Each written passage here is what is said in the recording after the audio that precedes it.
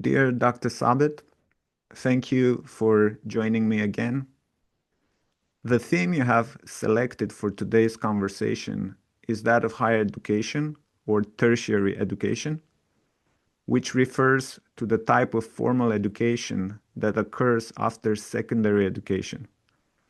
We are speaking here about that type of formal education that we see in universities, colleges, community colleges, vocational institutes, and so on.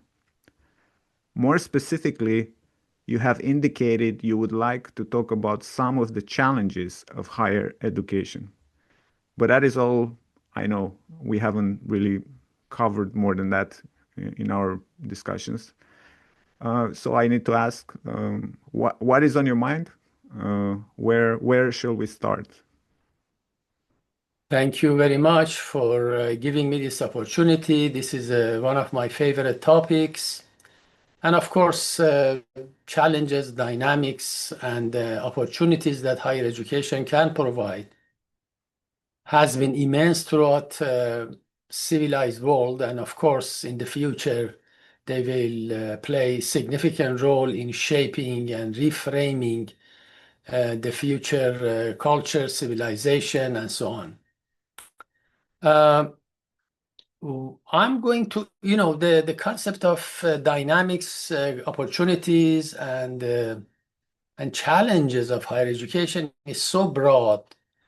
It has profound philosophical, conceptual framework, different approaches, different interpretations, as well as numerous practical day-to-day aspects that make the educational process more, or at least make them more effective and create more efficacy and result in something that would benefit humanity and human beings. So what I did was I selected certain topics that would, in my judgment, clear some understanding of the processes of higher education and dynamics of higher education. And then I have to admit in the beginning that it is definitely a limited list.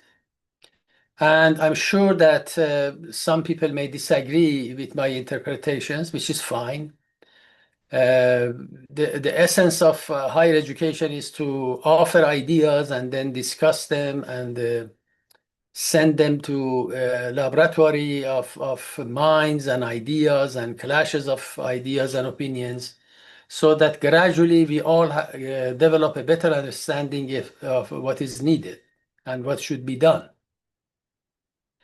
The first thing that I want to say, I thought it's good to have a brief summary of history and development of higher education. That by itself could be the subject of many books, but what I did here was just highlighting some of these developments. The history of higher education goes back, at least in the Western culture, to ancient and classical foundations.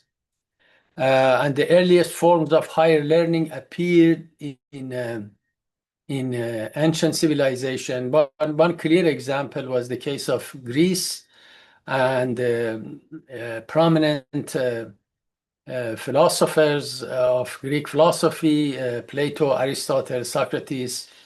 And we all have heard about Plato's Academy that established to study systematic philosophical and scientific inquiries in order, it is very interesting, in order to develop a philosopher king, not just for the sake of learning, but just to have the outcome of a just system in the mind of Plato, which was very disturbed by the way that his mentor Socrates was killed, and he was looking to establish justice. And then after lots of contemplation, he realized that the answer is in educational process and change of mind and transformation of human soul. And therefore, he went through this very systematic curriculum process to which ends in the creation or development or cultivation of the philosopher king. So these early institutions set the foundation for some sort of a structured inquiry of learning. And then, of course, we have in the West again, in medieval universities between 11th and 15th centuries, the first recognized or recognizable universities, according to current standards, emerged in medieval Europe. In certain places, like in Paris, in Oxford and Cambridge universities, they developed, key features of what we call today as philosophy. And those features were like giving a corporate identity to the university system, and developing certain faculties, mainly in arts, law, medicine, and theology, and offering degrees to some extent similar to what we have today as bachelor's, master's, and doctorate. And these institutions were mostly self-governing, and they had some degree of academic freedom. And during this period, universities became centers for preserving and transmitting knowledge largely within a religious framework. That I'm going to talk about this a bit later. Then the next stage was the Renaissance and Enlightenment transformation between the 15th and 18th centuries. So there were major shifts in university teachings and structure and everything. So some of the characteristics of this period are revival of classical texts and humanistic studies, and then expansion of scientific inquiry that was initiated by Galileo, Newton, and other scientists who basically established the foundation of experimental approach to knowledge, to understanding, to cognition, and basically revolutionized the Aristotelian Christian paradigm. And then emergence of new scientific disciplines, and a shift from purely theological to somehow more empirical reasoning. So that was a clear, perhaps the most significant shift from medieval to Renaissance period. And therefore universities became engine of scientific and intellectual reform.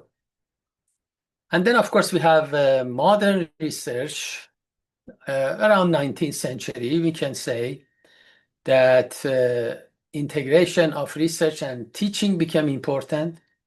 It was, universities had dual responsibility of, transferring knowledge from one generation to another, but at the same time creating new knowledge. And then further institutional autonomy, and then more academic freedom, and again emphasize on experimental research and inquiry, and creating original scholarship. In other words, adding more to the body of knowledge. So this model became more global and became like a template for modern universities. And then in the 20th century, there were some additional changes, like wider acceptance or wider access through public universities and community colleges were established. More students entered into these places of learning or higher education. and the rise of technical and professional and technical programs, degrees. And then, of course, there was an increased funding from, let's say, government and businesses and educational institutions and so on. And also a study and university system became more globalized in different dimensions. And then we have the contemporary era, like let's say 20th and 21st century. Then what we see in this era is, one is obviously digital learning, digital technology, that all the innovation that resulted in online learning, online education, that was truly a revolutionary process. First, there were lots of skeptics about this. I personally was one of them, but I started approaching this online education since almost the beginning of it in the United States.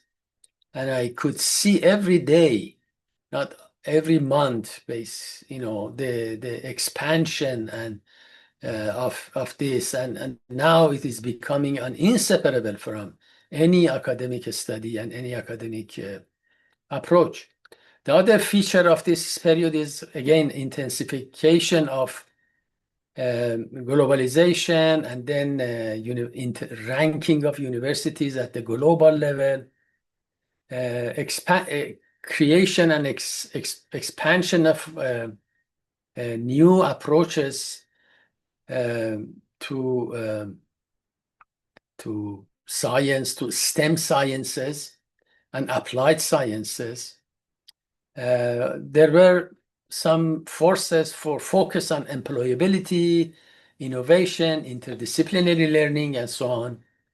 And then, of course, there were new challenges that came in different forms and shape, such as cost, the issue of cost, issue of student debt and borrowing, issues of identity politics, workforce alignment,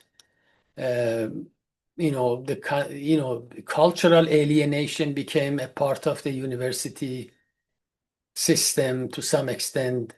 Then ideas such as clashes of civilization, and that also had impact on academic research and academic approach.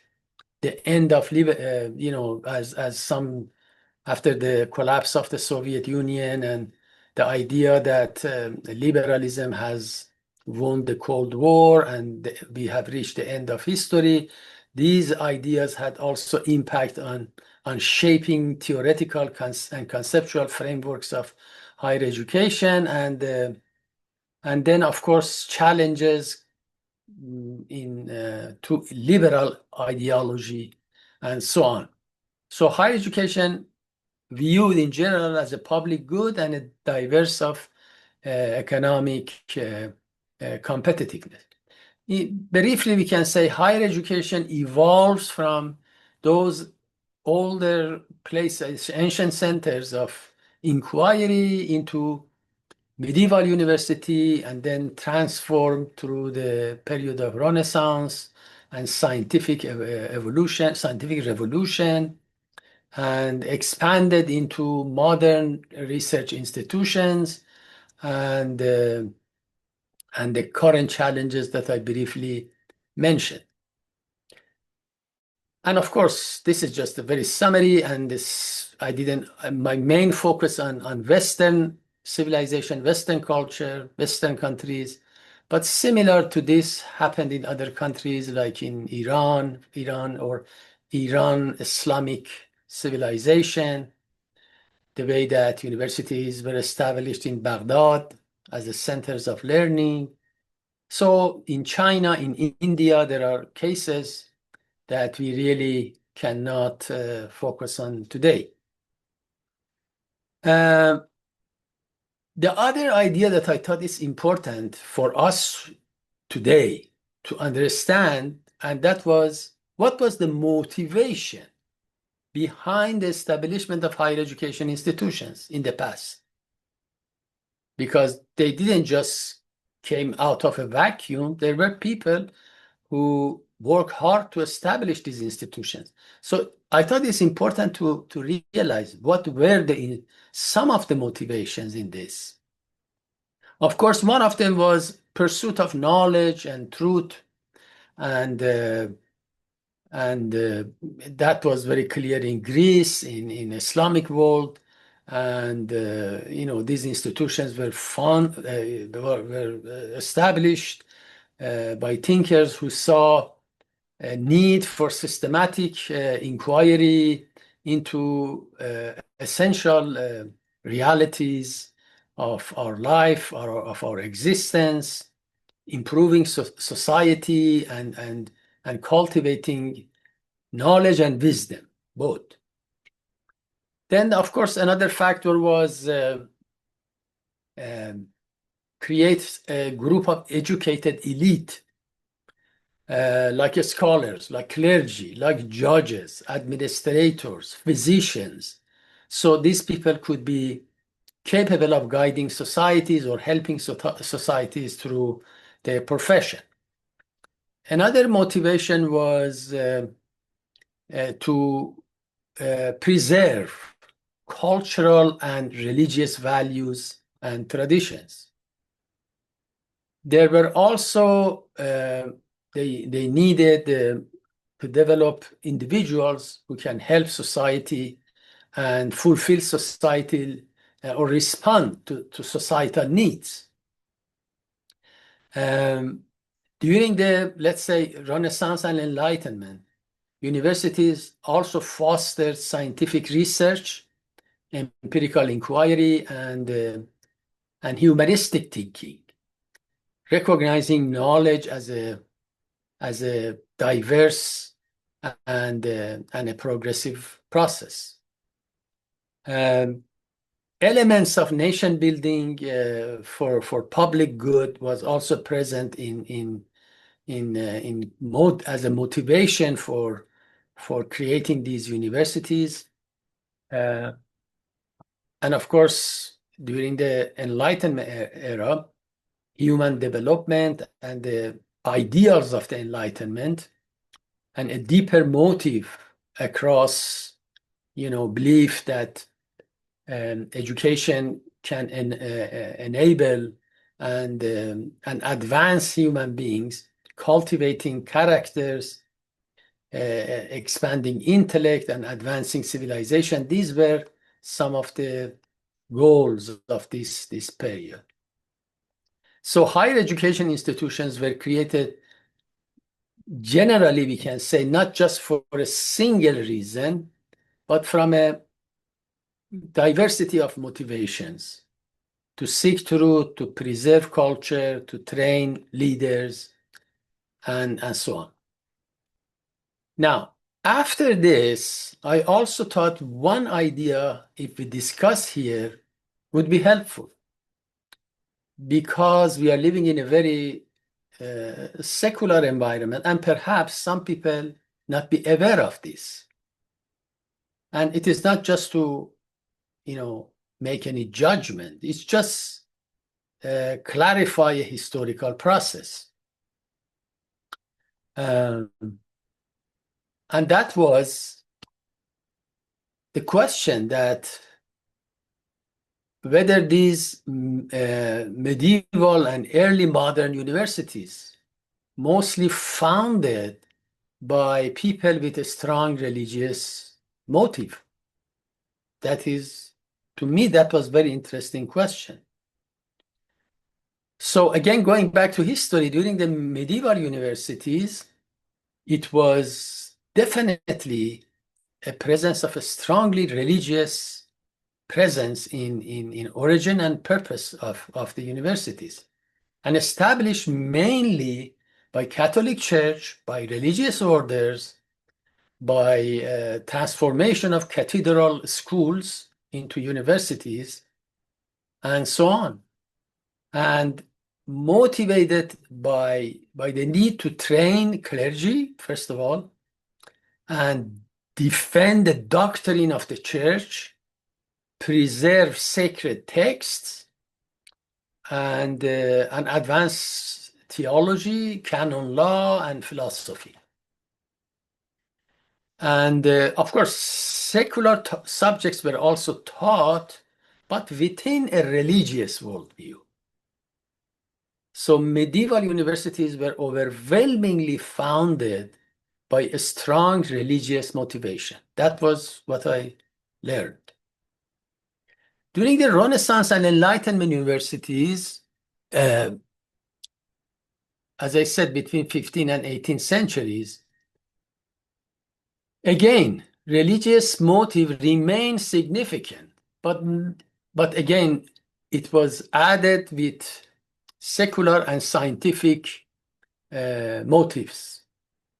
So Renaissance universities are still church-supported, with humanist scholars reviving classical learning, and in order to enrich Christian civilization.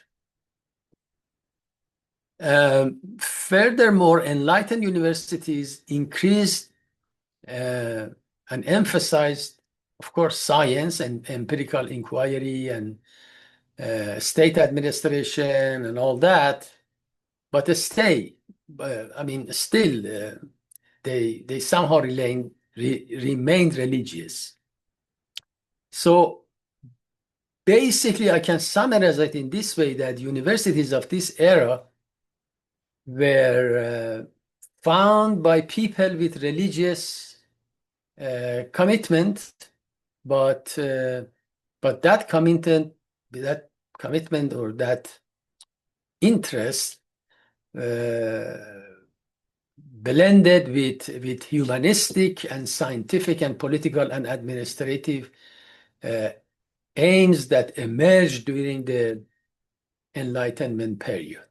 So it was separated itself from the medieval period that was purely religious into a combination of religious motivation as the foundation and then inclusion of scientific inquiry.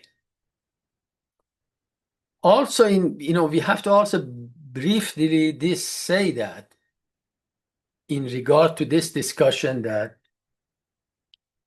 a lot of these universities in medieval and even during the Renaissance were established to basically with the idea, in other words, the people who established these places, they did it because they wanted to establish institutions of higher learning in order to praise the Lord as the foundational purpose of the university system. So that was very clear during the medieval universities, that people were trained to serve and honor God, and then studying the universe and as a way of praising God. Learning was seen as uncovering the divine order in nature, in law, in philosophy, and knowledge reflected God's vision and design. And reason was a divine gift to us to reveal the truth.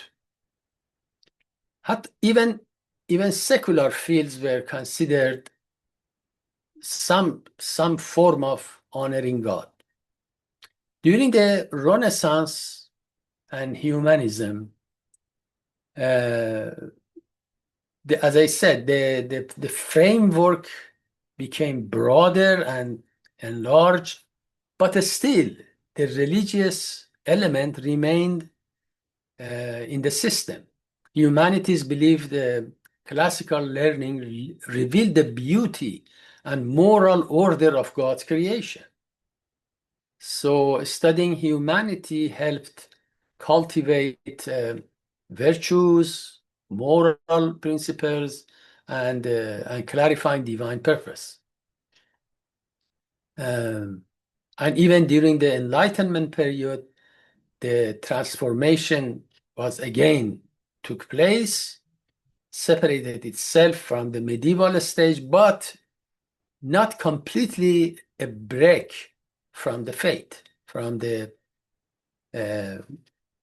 religious tradition. So for many founders of these institutions, knowledge and worship were inseparable. It's very interesting.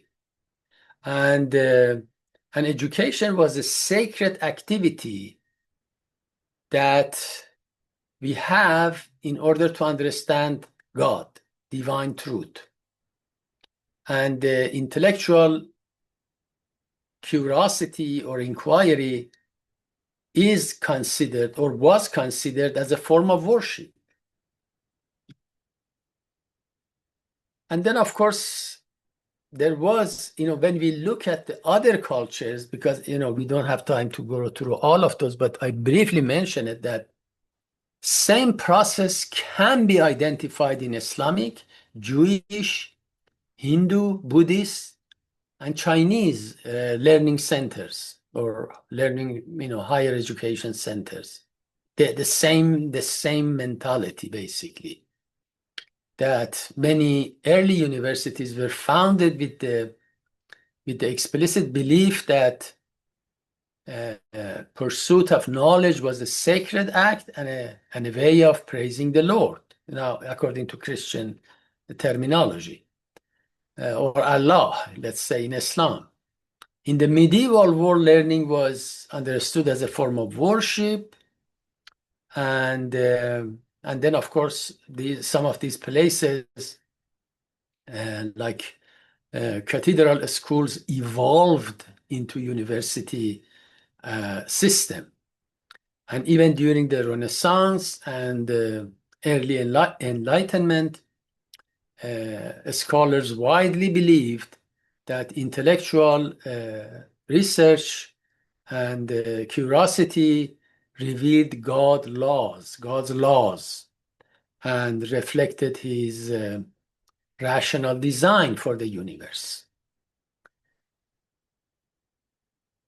So that was my first topic that I wanted to explain about the history, about the origin, the development of higher education, and the motivation for people who established it, and inseparable separation between higher education and the influence of religion and morality and spiritual orientations. The next topic that I thought to discuss here now we go to from completely conceptual discussion into a more very practical side, and that is my understanding some of the issues and problems that we experience in education, in higher education, particularly at the bachelor level, is linked to K to 12 education. This is something that it is obvious to many people, but interestingly, we have to realize that if we want to take care of issues and problems at the university level, we have to start from K to 12. We have to re-evaluate, change, and prepare more graduates from high school, from those who get high school diploma, and enter into the university system.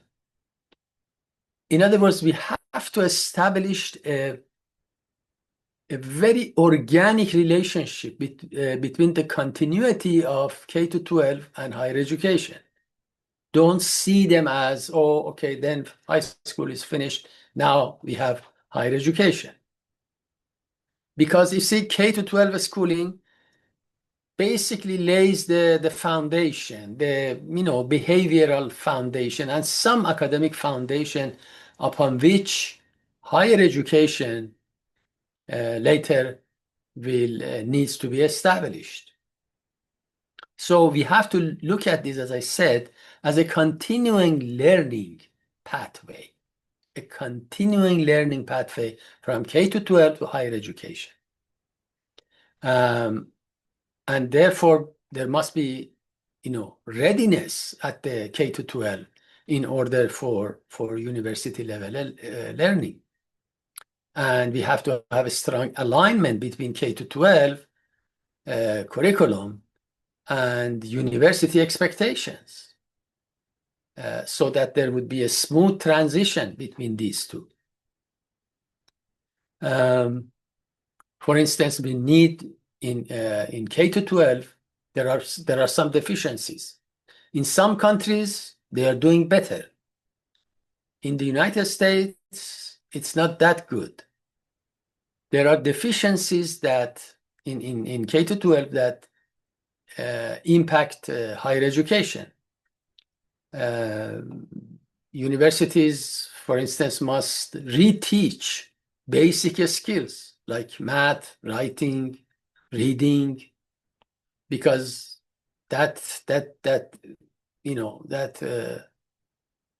those courses or those studies have not been properly and systematically transferred to students.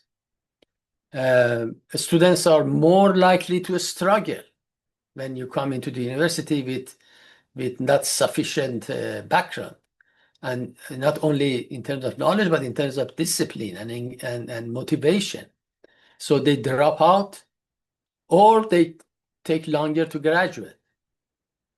There are students that are accustomed to certain learning, like memorization and so on, but when it comes to the university and the need for analysis, for writing, for independent learning and so on, that also adds to the complexities of this issue. Colleges must invest as a result of this to tutoring, to more advising, and creating more support services. Now, some of the elite universities in the United States, now I hear these days, when they, for the first freshman, they need to do that. They need to provide advising and support services in order to and tutoring in math and sciences, or reading and writing, in order to prepare them for the higher studies. And so lack of foundational skills limit a student's ability to be fully engaged in that. Now, this is important. We can go into more details, but I don't want to spend more time on that.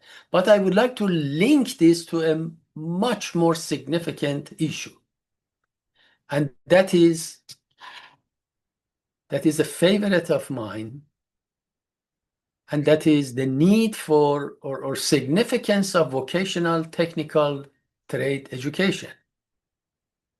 Now, I try to connect these two, the concept of lack of sufficient preparation at K to 12 and the issues of higher education.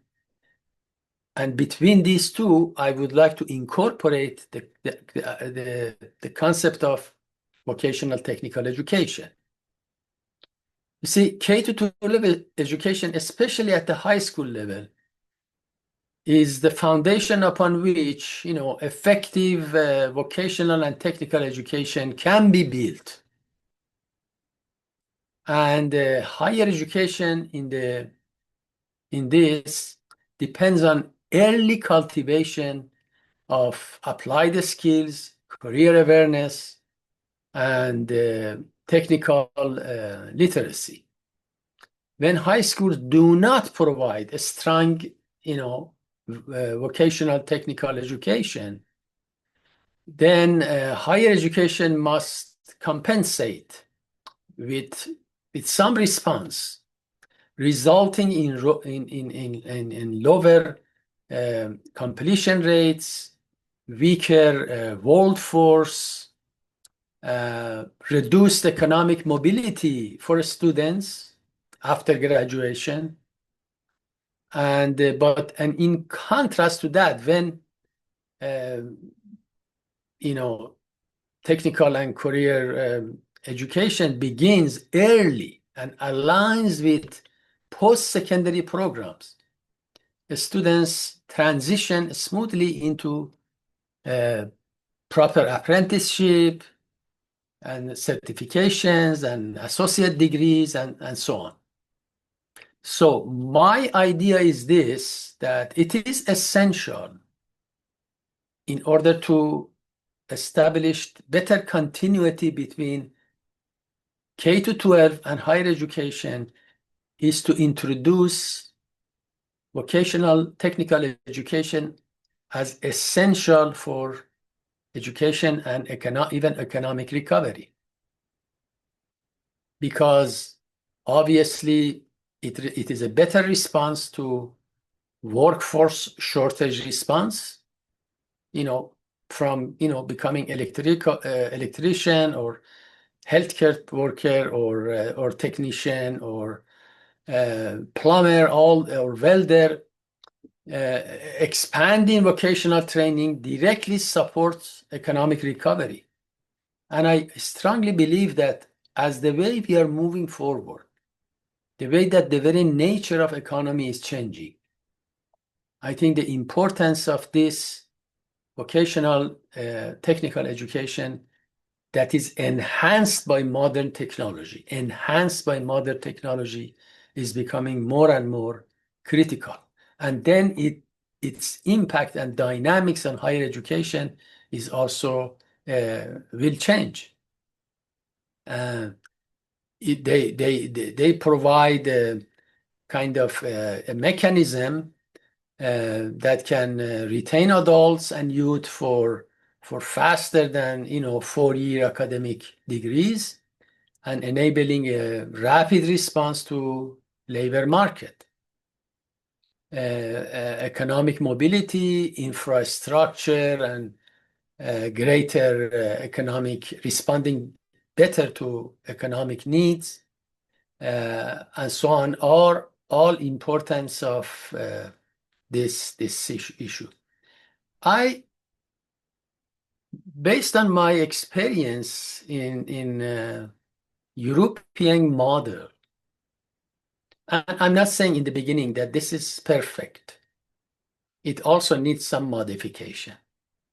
But I thought the way that in some countries like Germany, Switzerland, Austria, Finland, the Netherlands, the way that they approach this is a way to look at least, to evaluate it, whether it can really impact the higher, school K to 12 education in America, for instance. And what they do is divide the students into academic, that is university bound. There are some students that are university bound at certain level based on very careful assessment, and then vocational technical pathways. And then from that period, let's say, I don't remember exactly what grade is, 9th grade, 8th grade, they go into different pathways. Immediately in the West or in the country that bureaucratic culture is dominant, this may create a negative response that, this is against human freedom, or it may, somehow neglect some of the potential intellectual capacities of students. But I think if it is done properly, with the total structural changes in the society, that is basically if government local and federal or national, and corporate sector, businesses, and educational institutions create a very dynamic relationship and cooperation in order to support this system, this becomes highly successful. So according to this, students who choose vocational pathway enter formal apprenticeship as early as age 15, 16, combining school-based learning with industry-based training. That is very significant. This system produced some of the lowest youth employment in those countries. And these models allow movement between tracks. Vocational graduates can later enter higher education through technical university or applied sciences institution. I remember one of our students at Landig who when she came for further study, she said, I have a degree in chemical engineering. And then based on my previous assumption, I assumed the way that it is chemical engineering defined in the US system. Then I realized that, no, she has an chemical engineering, but in the context of applied chemical engineering. And that was to me very interesting. There are people who do research in applied university-bound research-based applied chemistry, chemical engineering, and then those who do it applied in terms of working and applying the chemistry into industry and so on. So vocational in education in Europe carries high social respect. That is essential and is treated as a rigorous, skillful track, and they receive good salaries. And so there is a need for a cultural change in countries that are basically cultivated for years and decades this model of education at the high school level and then going to four-year college no matter what. And so this connection between higher education and K-12 education needs to eliminate it. At the same time, one of the ways as we try to establish continuity between K-12 and higher learning, I think we have to consider revitalizing or reorganizing these pathways from at least from the high school level, the first freshman years, so that they could select different pathways. Again, it's we don't have this idea. I'm sure has been discussed in the past, and there are people interested in this, and there are people who oppose this. But to me, at least considering this and working on it in order to make a very strong foundation would be very helpful. So that was the second topic that I wanted to discuss, the continuity of K-12 to higher learning and then introduction of technical vocational education into the system. Now, I want to go to a more, again, conceptual side. And I wanted to discuss what it's called as liberal arts. The liberal arts, the educational model built on concept of liberal arts is based on mentorship. It has very rich history in the past, a study of great books, broad humanistic learning. And so it's called liberal arts education. And it comes in different forms and shape. It has come in different forms and shape. As I said, like the study of great books approach, or classical works, a study of classical works of civilization. And this model emphasizes a non-specialized foundation. Interesting, this is very important. Across philosophy, literature, history, science, and the arts, cultivating critical thinking, writing, moral development, rely on close faculty mentorship through conversation, personal conversation, or seminars, or deep discussion of foundational civilizational issue, using Socratic dialogue, questioning, and gaining an integrated understanding of knowledge rather than fragmented specialization.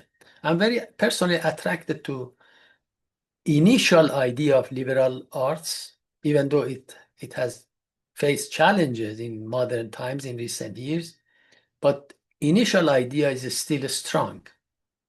The idea that, I remember, for instance, some of these professors at Cambridge or Oxford, they choose their mentor who is pursuing a PhD or doctorate degree, and then give them tons of books and say, okay, go read these books and then come back, we discuss it. This is very, to me, it was very fascinating, and I think this should be somehow reframed in modern developments. Historically, as I mentioned, these universities embodied this same approach through their, this tutoring and supervision system, which centered on one-to-one mentorship, and very serious writing serious essays, publishable essays, and sustained engagement with classical works that beat civilization, from Homer to Plato to St. Augustine to Newton. So the purpose was not merely, professional preparation, but the formation of character, intellectual discipline, and civic leadership. You can see the origin of this idea is coming from the Enlightenment period. Only in the modern era did narrow specialization, that is the thing, emerge, while the core mentee relationship, which was the humanistic spirit of those universities, somehow disappeared. So, considering the change, we cannot, again, the world is changing every day, technologically, politically, culturally, educationally, so therefore, then the next question that came to my mind is that how we can save the liberal arts tradition in light of the changes. I believe that liberal arts tradition can be renewed, not by just returning to the past, but by basically integrating its essence to fit current challenges and needs of the society, by recovering its original purpose and then applying it or trying it to accommodate the existing needs. So its survival depends on a shift from fragmentation to integration, from mechanical assumptions to an integrated worldview, and also very important, from value neutral instruction to meaningful ethical intellectual development.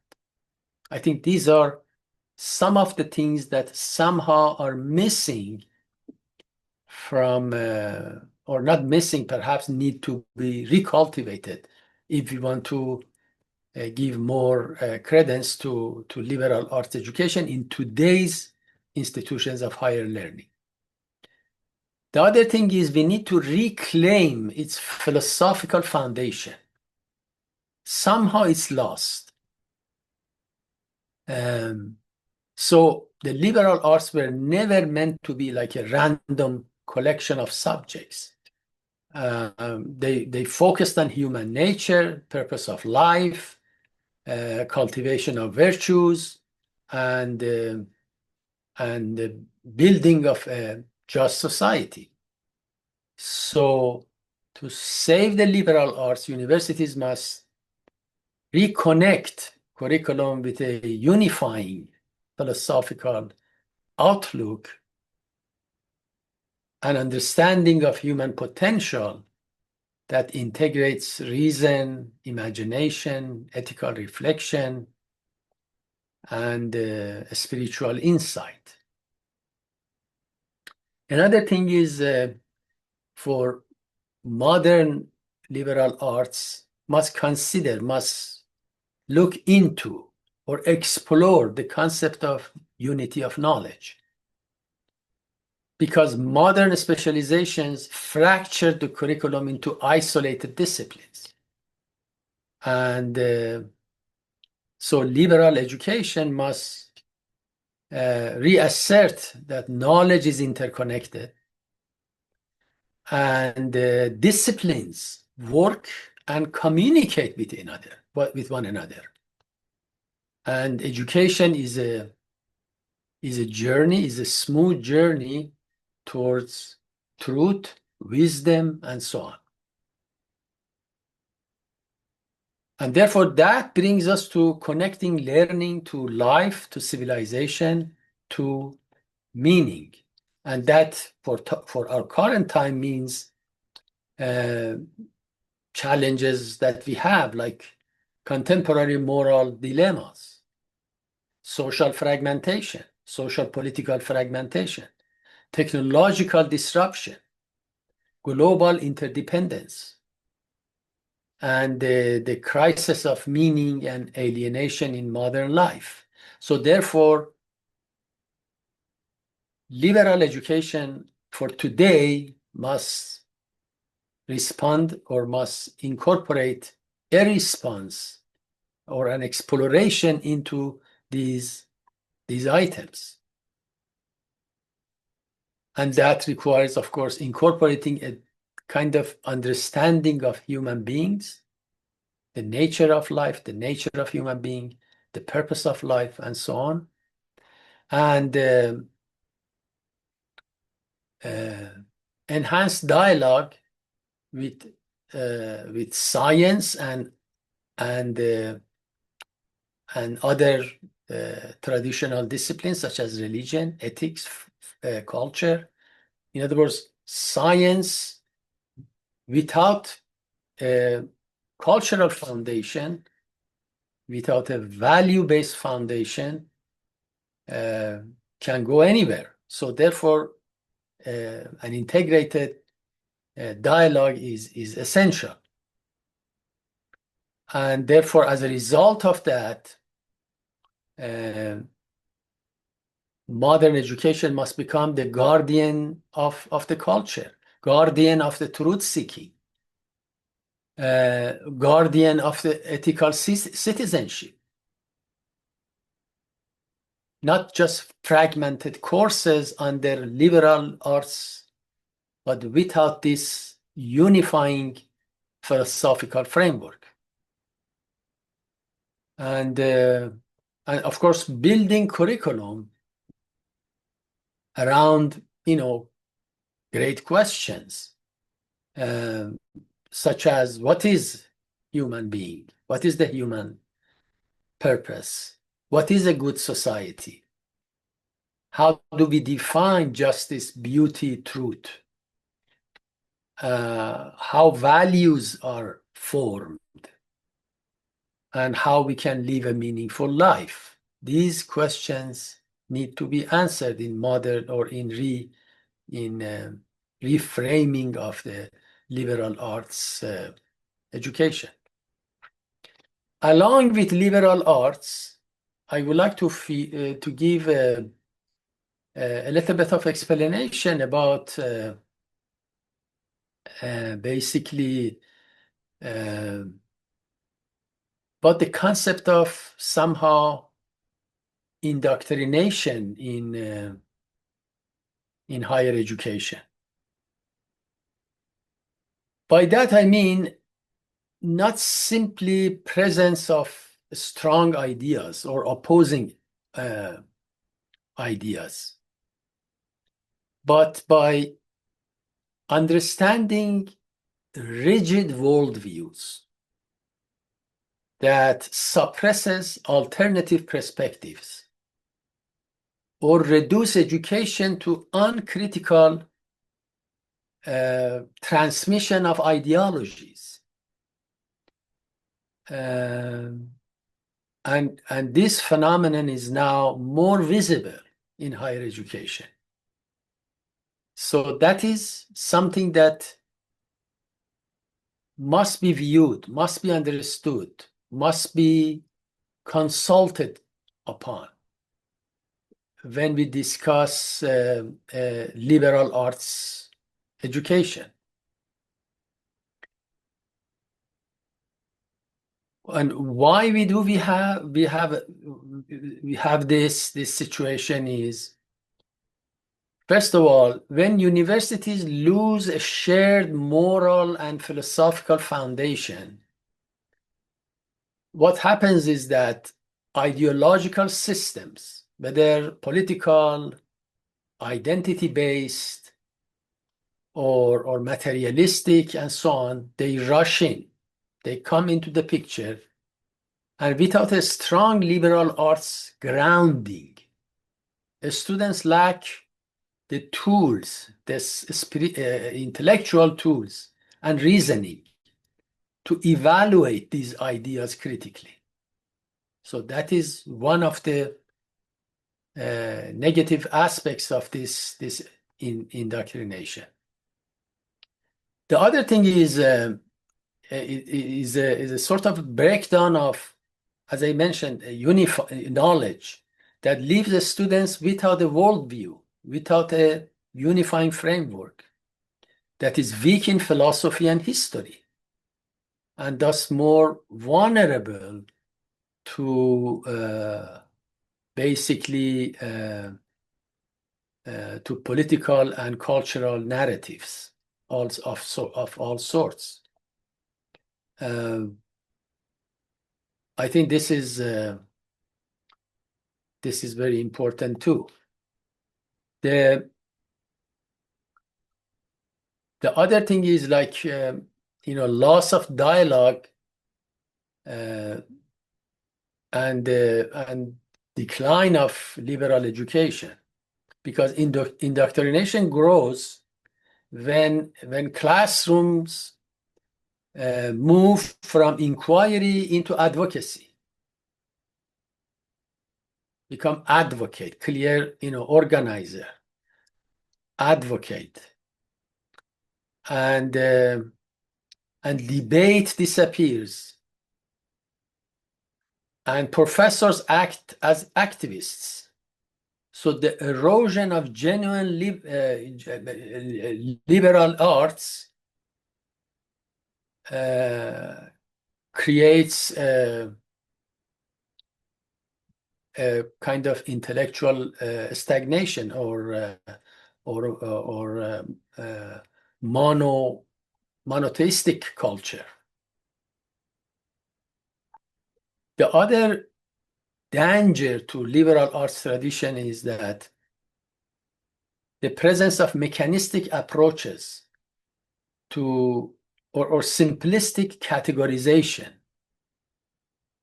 and reductionist frameworks in terms of economic, political, sociological, or even biological. They oversimplify human nature, human purpose. And when education adopts these models, complexity is lost. But after complexity, that requires further thinking, further consultation, further research, further effort, further patience, and so on, indoctrination follows. And what we see as introduction is basically a crisis of civilization in my understanding. The other interesting factor is that financial pressures reinforce conformity.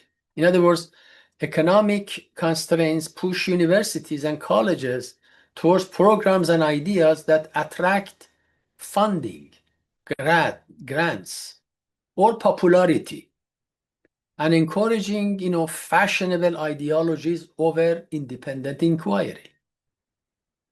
That is another factor. And also absence of this larger framework. So indoctrination happens when institutions don't have a strong philosophical framework, in a multifaceted framework that begins with true inquiry, with dedication to truth-seeking and knowledge, and then it becomes like a surrogate for wisdom, what's happening in a sense. So the liberal arts can be saved by returning, in my judgment, to its philosophical roots, while embracing a new integrated developmental cosmological vision of knowledge. Their renewal depends on restoring unity, purpose, meaning to education. So along with that, I wanted to identify some of that was our focus on liberal arts. But in general, I want to say a few words about the present challenges and future of higher education in general, in many respects.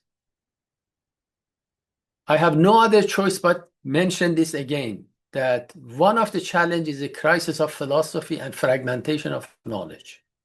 In other words, higher education today suffers from a lack of unifying philosophical framework.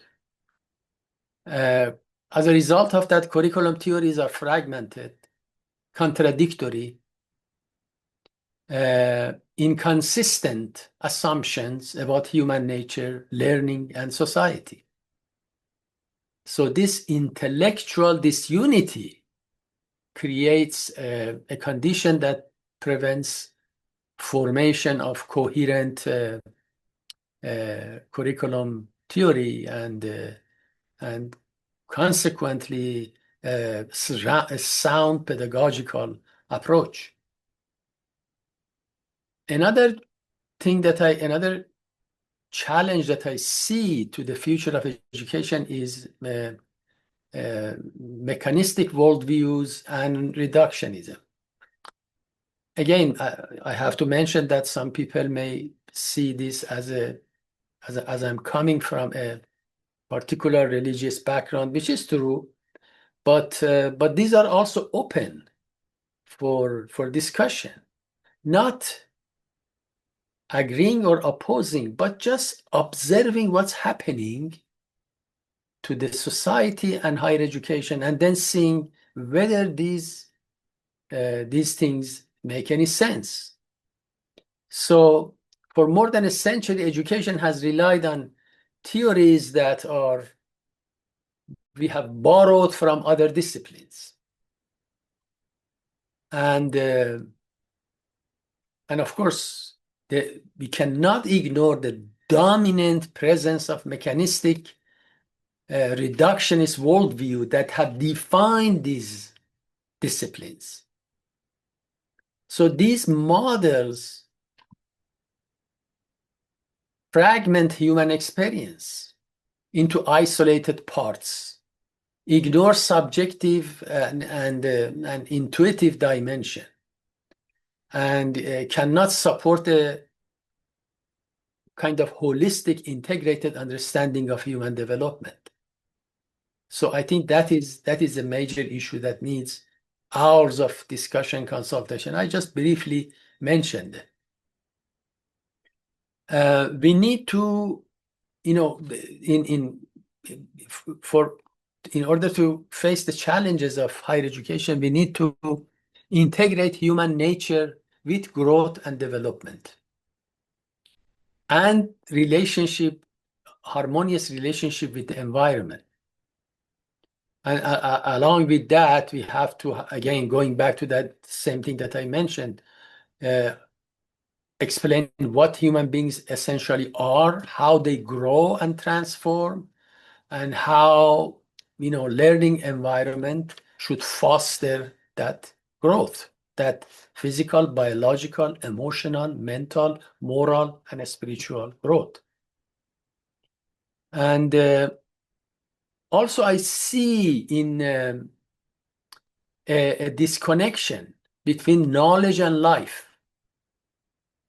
And of course, I know that John Dewey mentioned this, but whether he was successful or not, one of the realities of our time is that disconnection between knowledge and life.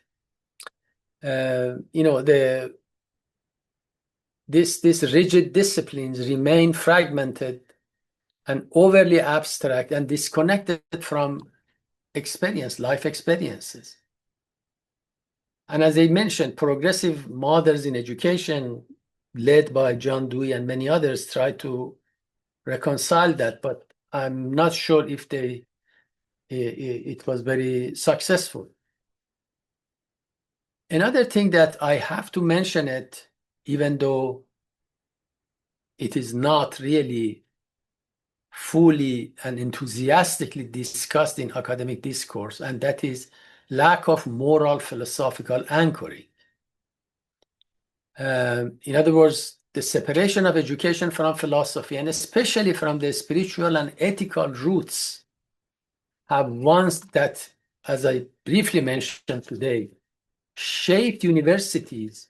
This has weakened the moral foundation of higher education.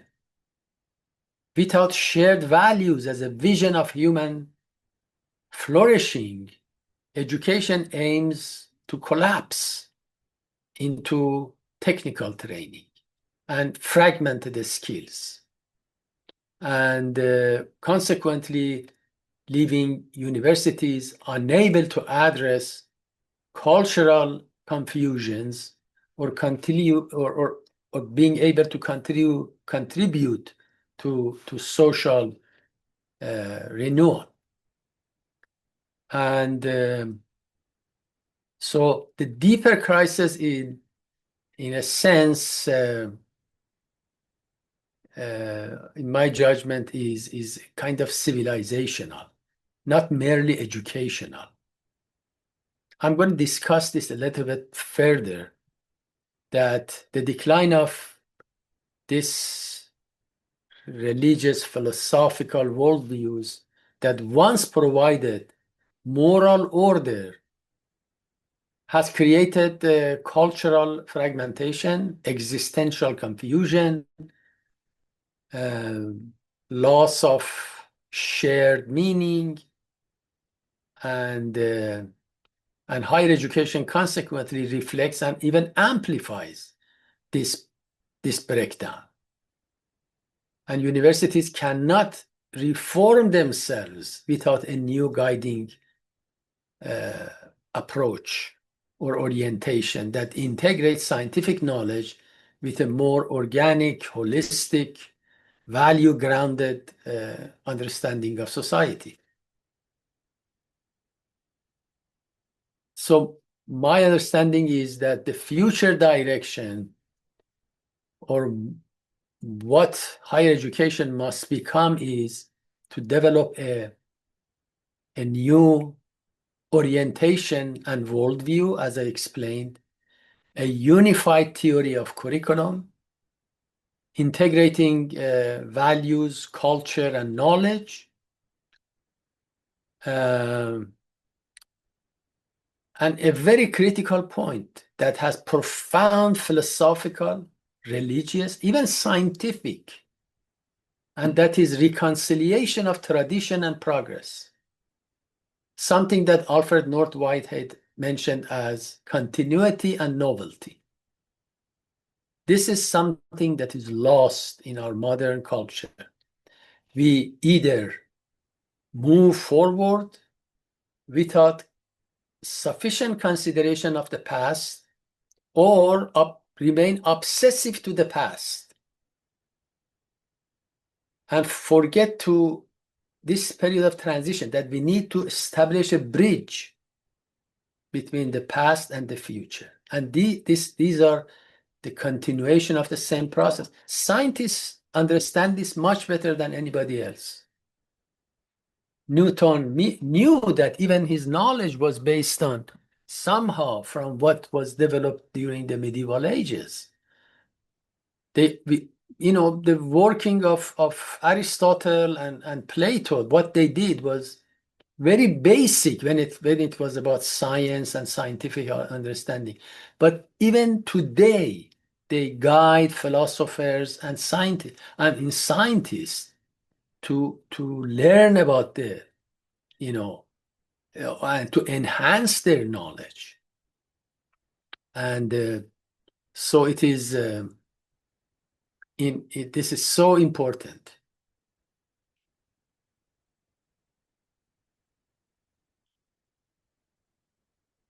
So this reconciliation of tradition and progress is when you apply it to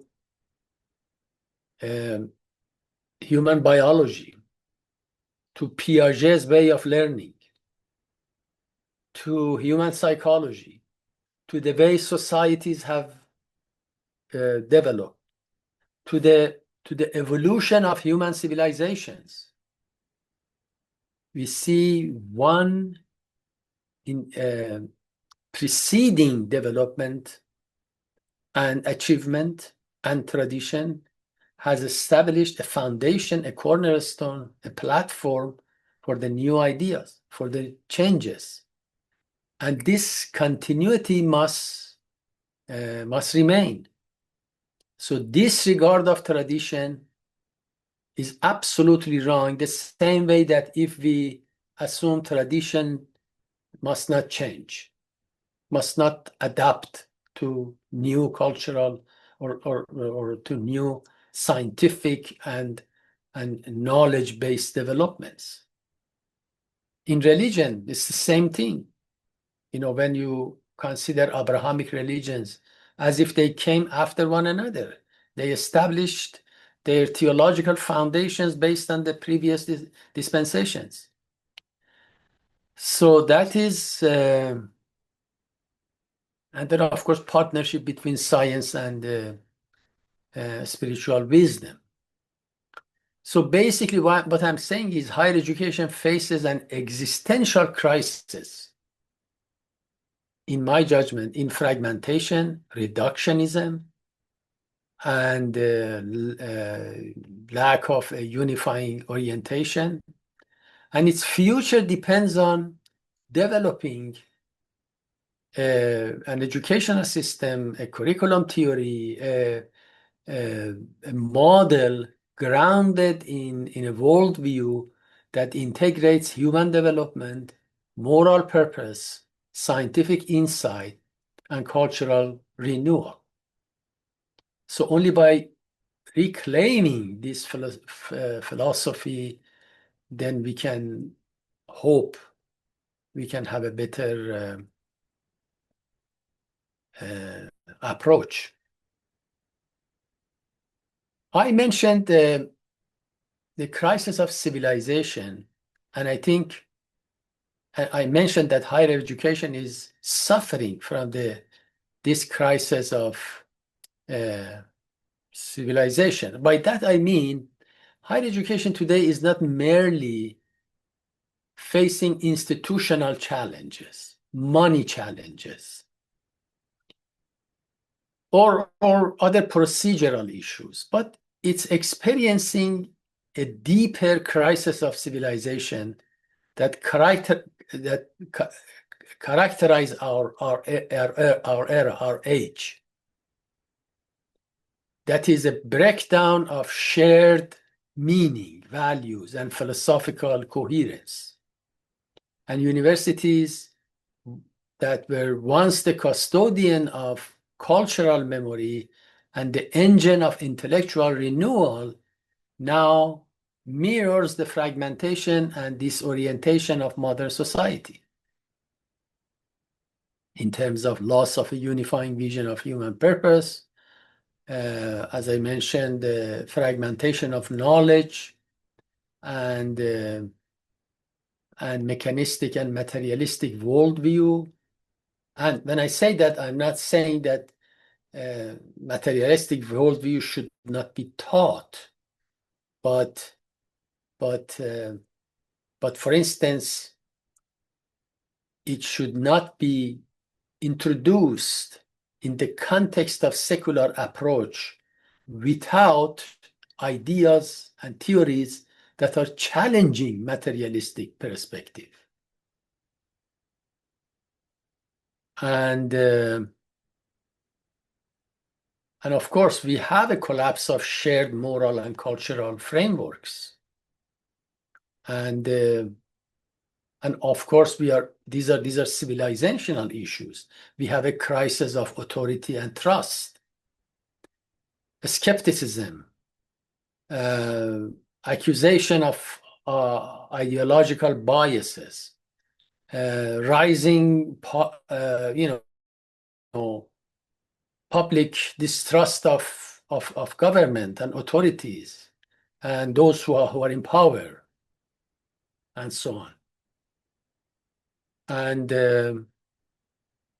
so these are, in essence, what I'm trying to say is that higher education suffers because it has internalized the same forces that have destabilized current civilization.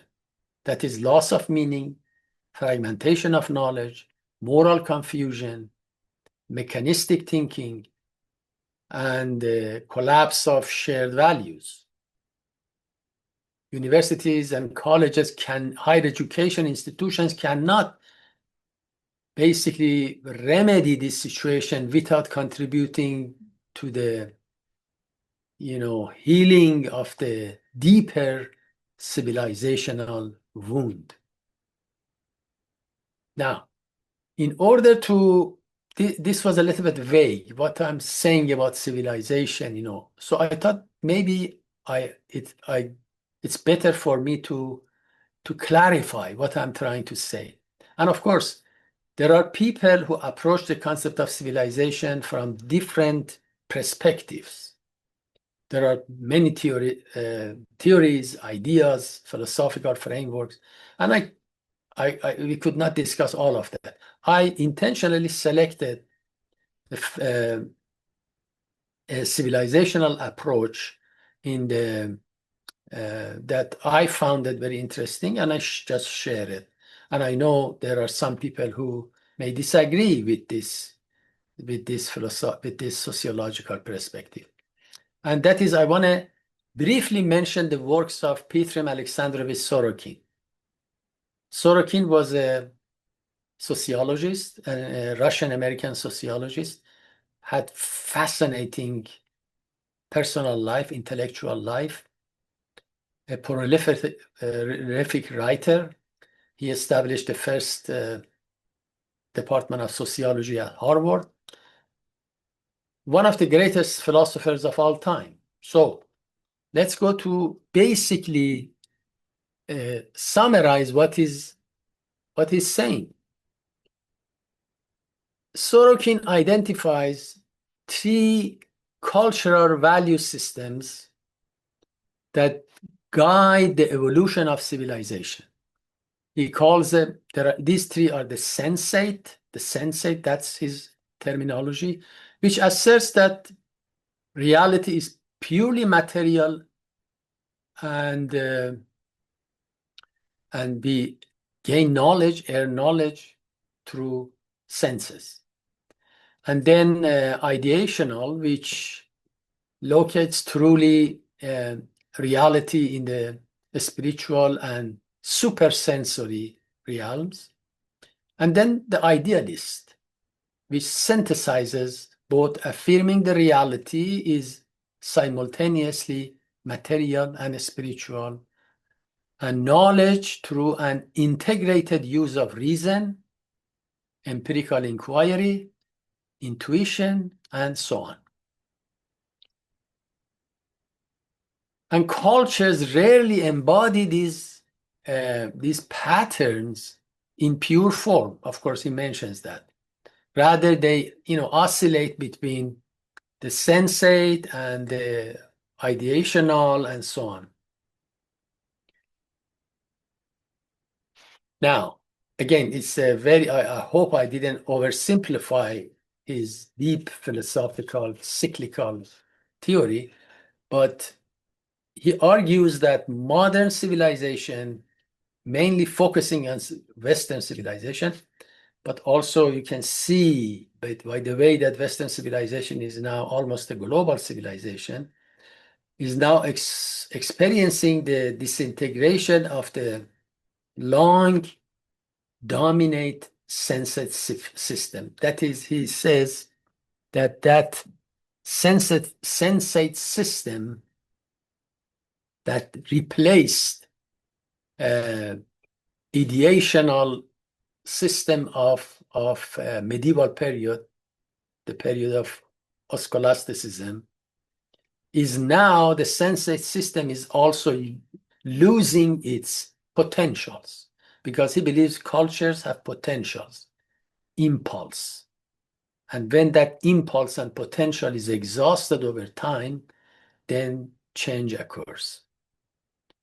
So he says, after several centuries of shaping Western institutions, science, politics, economics, the arts, education, and morality, the sensate worldview has extended itself to the point of exhaustion.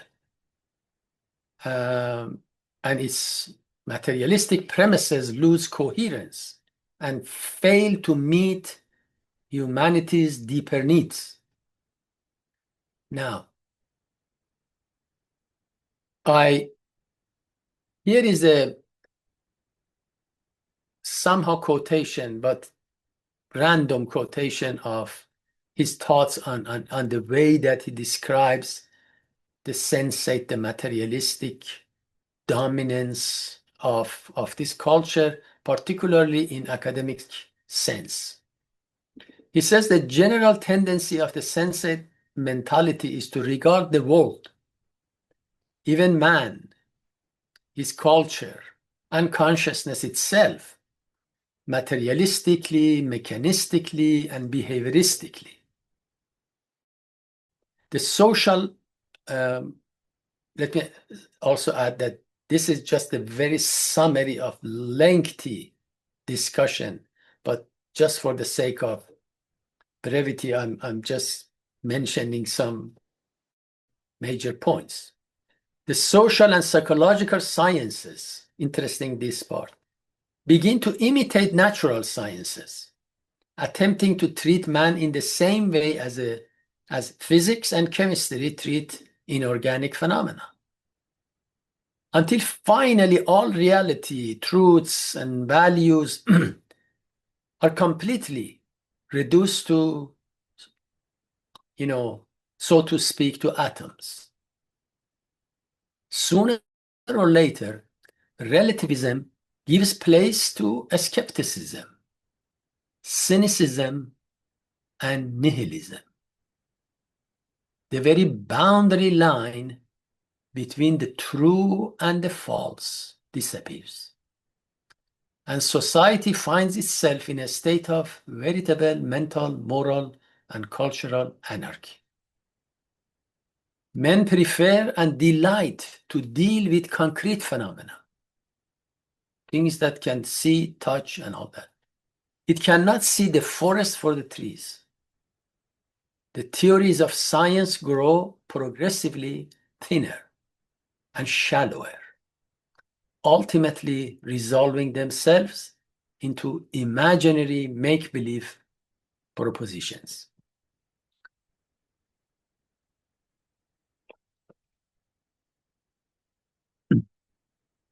He continues, science and philosophy come to be imbued with utilitarian aims, psychology, and then, as I said, he goes from one topic to another. Psychology as a science of the human soul turns out to be a physiology of the nervous system and its reflexes. Religion as a revelation of God degenerates into a political creed. Sensate art is divorced from values. Its aim is to afford a refined sensual enjoyment. It must be sensational, pathetic, and increasingly new. Increasingly new. In such a culture, material values naturally become paramount, beginning with omnipotent wealth and ending with all the values that satisfy man's physiological needs and material comfort. I want to add something here in parentheses. First of all, criticism of Sorokin of Western culture was not like Spengler and some others who believed that in the death of Western culture or any culture. He believed that the Western culture has a lot of potential, perhaps as the most potential culture that can be revitalized. That is one important point that he mentions it. And then again, as you notice it here, he says that he spreads out, he covers even religions that, in other words, a religion as a revelation of God degenerates into political creed, something that we see these days every day on different parts of the world. So his views should be really above religious conflicts or narrow definition of religion. So basically says that the present crisis is not the malfunction of one sector of society, but the breakdown. That is very interesting. All major cultural compartments simultaneously. So he believes that this disintegration signals the approach of a new cultural synthesis. So he's very optimistic at the same time. One in which empirical science, intuition, and spiritualism, all of these converge toward a more integral idealist worldview capable of renewing civilization. Now, when his views is applied to education, in this case, higher education, my understanding is that this is what he sees, that the renewal of education must be understood within the broader dialectic of cultural breakdown and transformation. And this is the overarching challenge of civilization that applies to every institution, including higher education. So all social systems, education included, are subject to this inevitable cycle of fragmentation and decay. And genuine renewal arises only when a new orientation emerges, not through mere reforms that, repeal old assumptions. Because education is basically inseparable from the larger society and societal environment. So I think this is so important that just think about it, just to explore that as a cultural institutions, universities and colleges and schooling in general must help dismantle the illusion of a declining sensate culture while cultivating the insights, values, and modes of inquiry characteristics of an emerging integral worldview. For, we cannot really discuss this. It's very, we don't have time, but I think it offers a very, very interesting perspective that institutions must really examine what they do, what they teach, how they teach. Is doing this dismantling the illusion of a declining sensate culture, or they are promoting it? And at the same time, exploring what are the culture, how to cultivate the insight, values, and modes of inquiry characteristics of an integral worldview. This, of course, sounds too idealistic, too philosophical, not practical. But my understanding it is, if it must become the raison d'etre of academic change. And because the crisis of our age is therefore is not a localized failure of a school's religion or political system, but rather it's a transitional moment between two civilizational forms, the disintegration of the sensate material order and the gradual rise of a more holistic integral culture. So in this context, the true task of education is not to adjust itself to collapsing paradigm. That is, I repeat that again.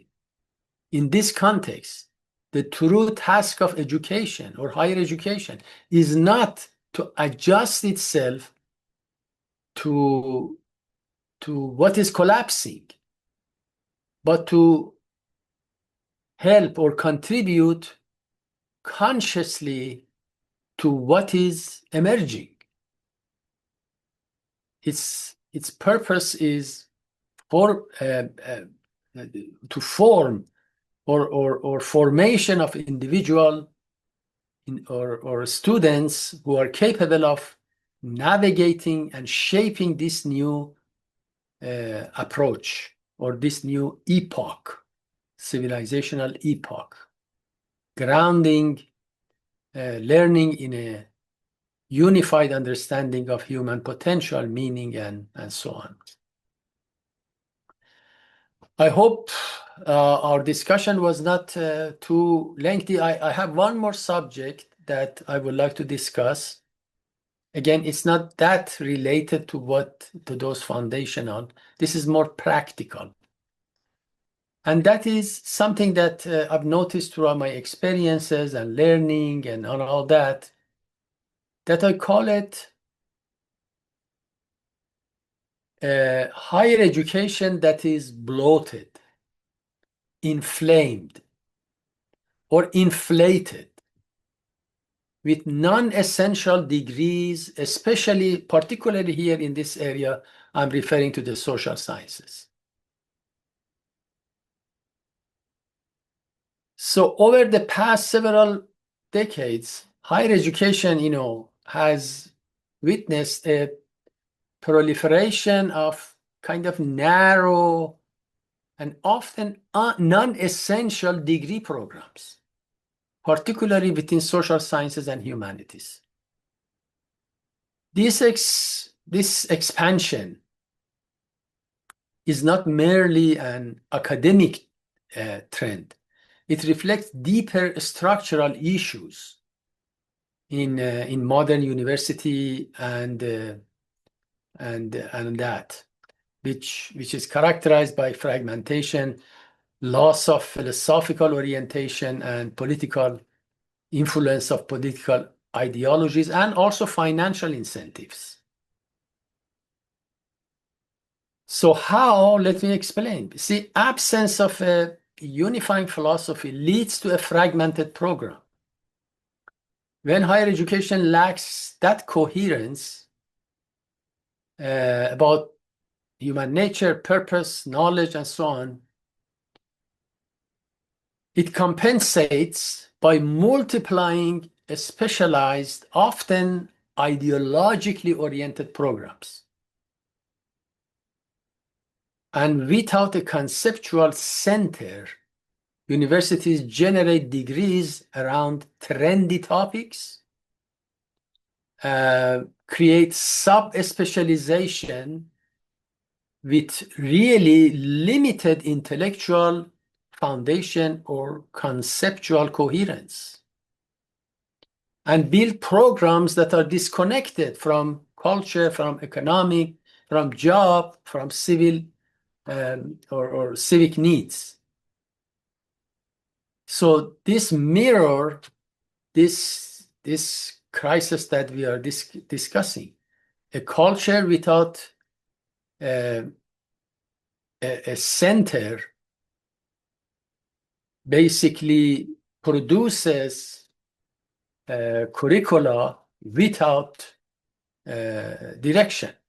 When there is no center in our purpose of education, why we have a university. When there is that center, when that center is missing, it produces curricula and multiplies curricula without direction.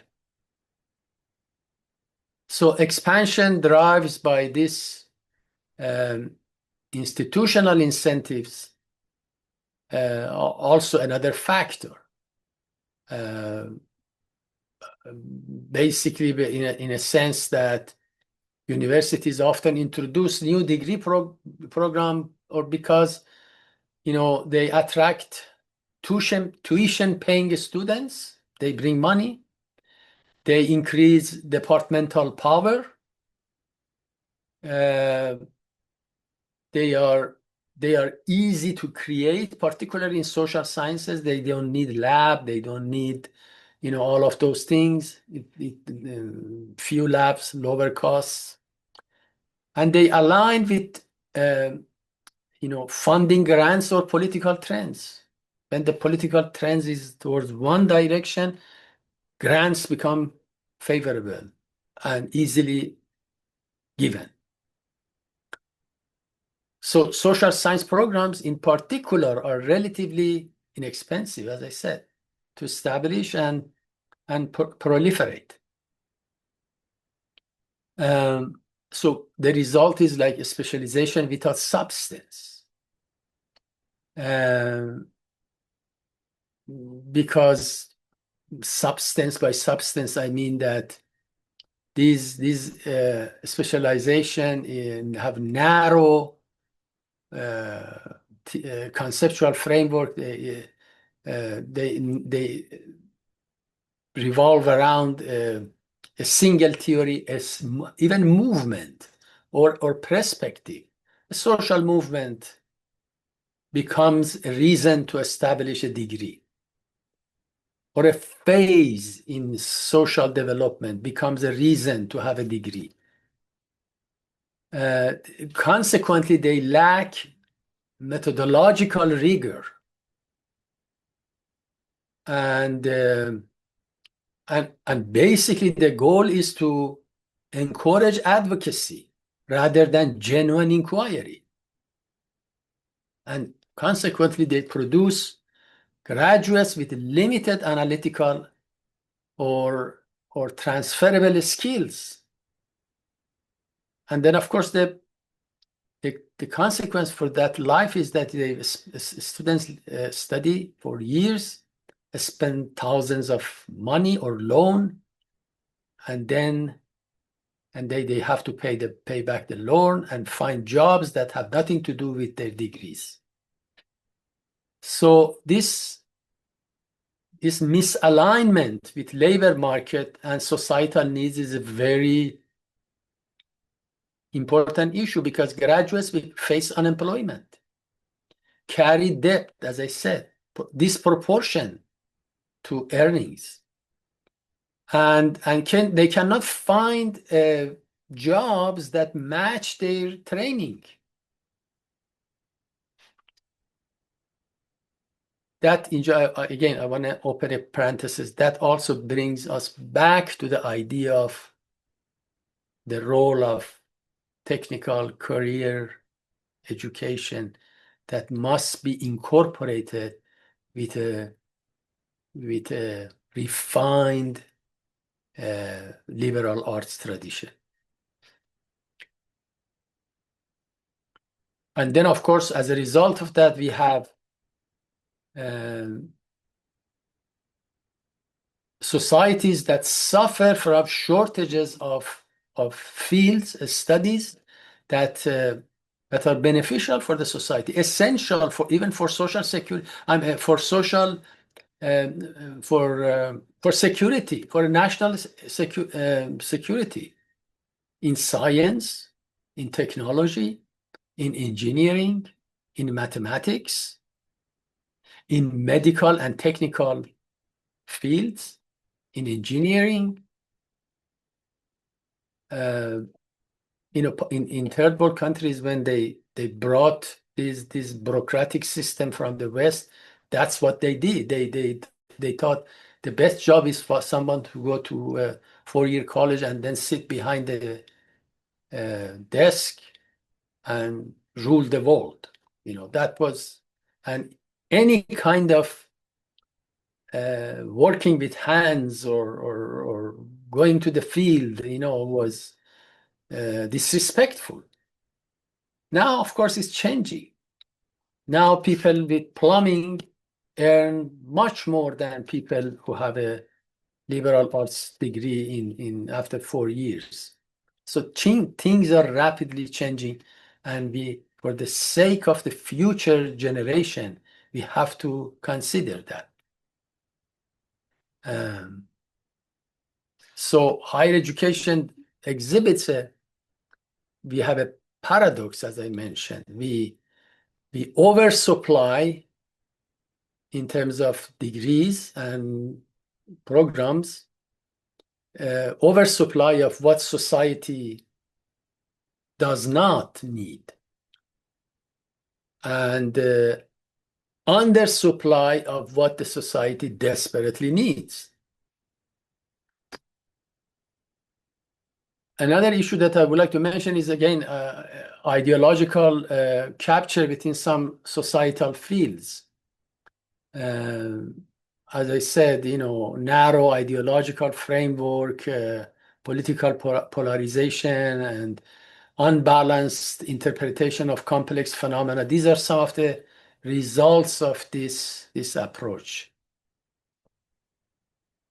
And finally, the decline of the classical liberal arts,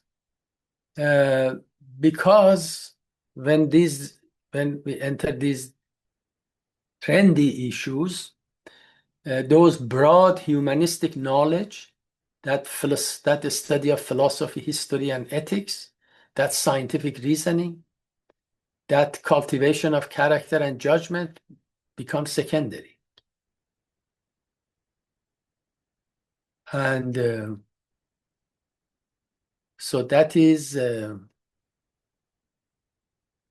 so basically what I'm seeing is this, that reducing programs and course inflation in higher education requires a coherent institutional philosophy that clearly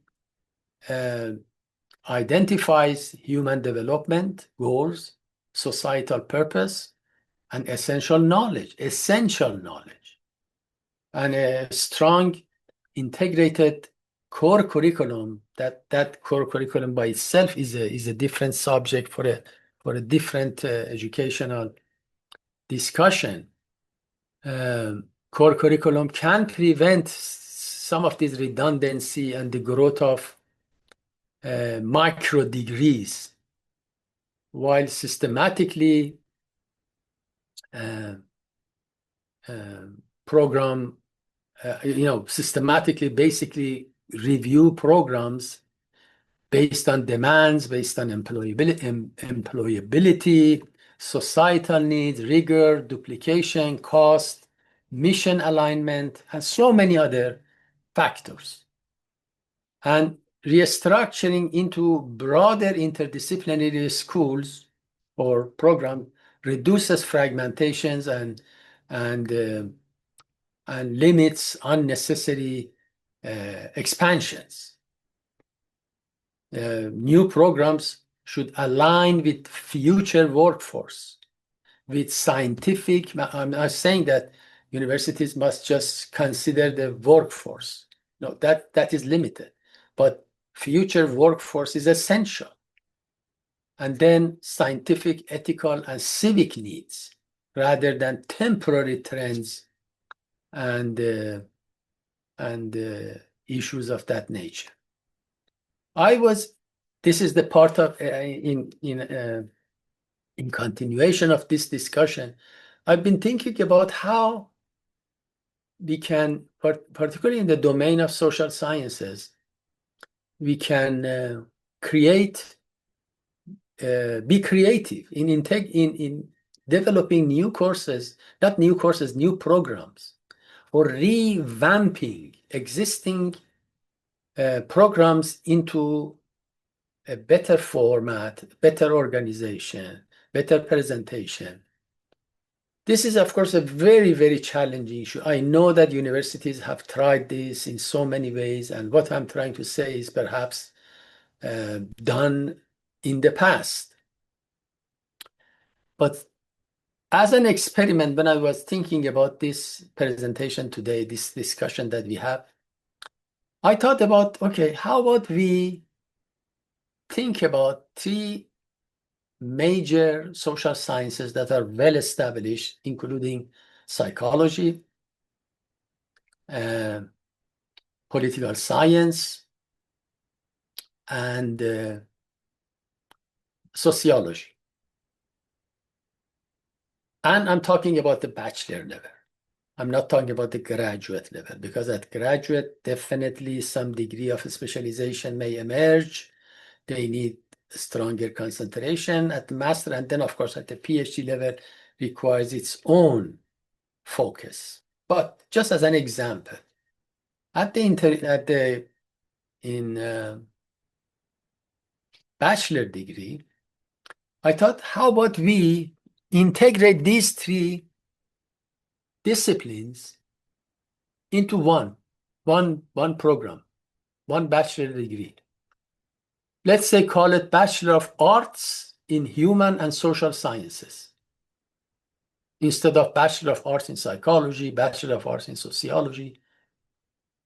And then, with careful planning and curriculum design, develop a coherent, valuable program in this area. Now, we don't have time to go into details. I have, as part of a paper that I have written on core curriculum, I have developed this. But basically what I'm saying is this program will have a general education component, roughly about 30 credits hours, and then a unified core, perhaps around 40 to 45 credit hours, that all students take the same courses. This is not like one major, all one major structure. It's not that. All students must take that. And then a pathway with focus on teams, certain teams, that let's say 12 to 15 credit hours could be dedicated to that. For instance, themes such as human development and behavior. So in this sense, mixing sociology with psychology. Social structure, and then social issues like incorporating sociology and political science. Governance, identity, and society, for instance. That could be another theme, mixing political science with social psychology. Global change and human system. This, all three come together here. So, and as I said, I'm just very, very briefly and probably very immaturely, I'm trying to explain this here. But my point is just to give the idea that it is possible with proper planning, with consultation from different majors and experts in the field. So, for instance, in terms of that unified core, which is the essence of this, which may carry 50 to 45 credit hours, we could have like a foundational courses that the students begin with courses that give them a broad understanding of human behavior and society. They start with the human behavior in context, which blends psychology and sociology, and then society, institutions, and power, which explores how social and political structures shape our lives.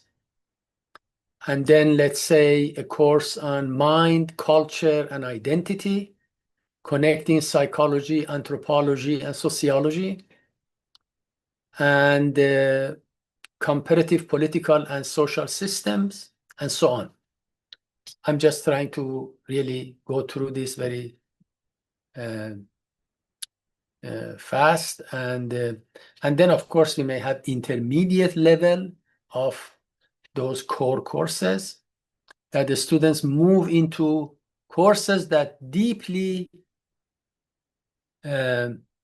deepen their understanding of individuals and society and the dynamic of their relationship, such as social psychology and collective behavior, which looks at how people act in groups, or human development across the lifespan, which follows, growth. I mean, I know there are courses already in similar to this, but if we bring all this together, or a course on governance, citizenship, and public life, and so on, so that we can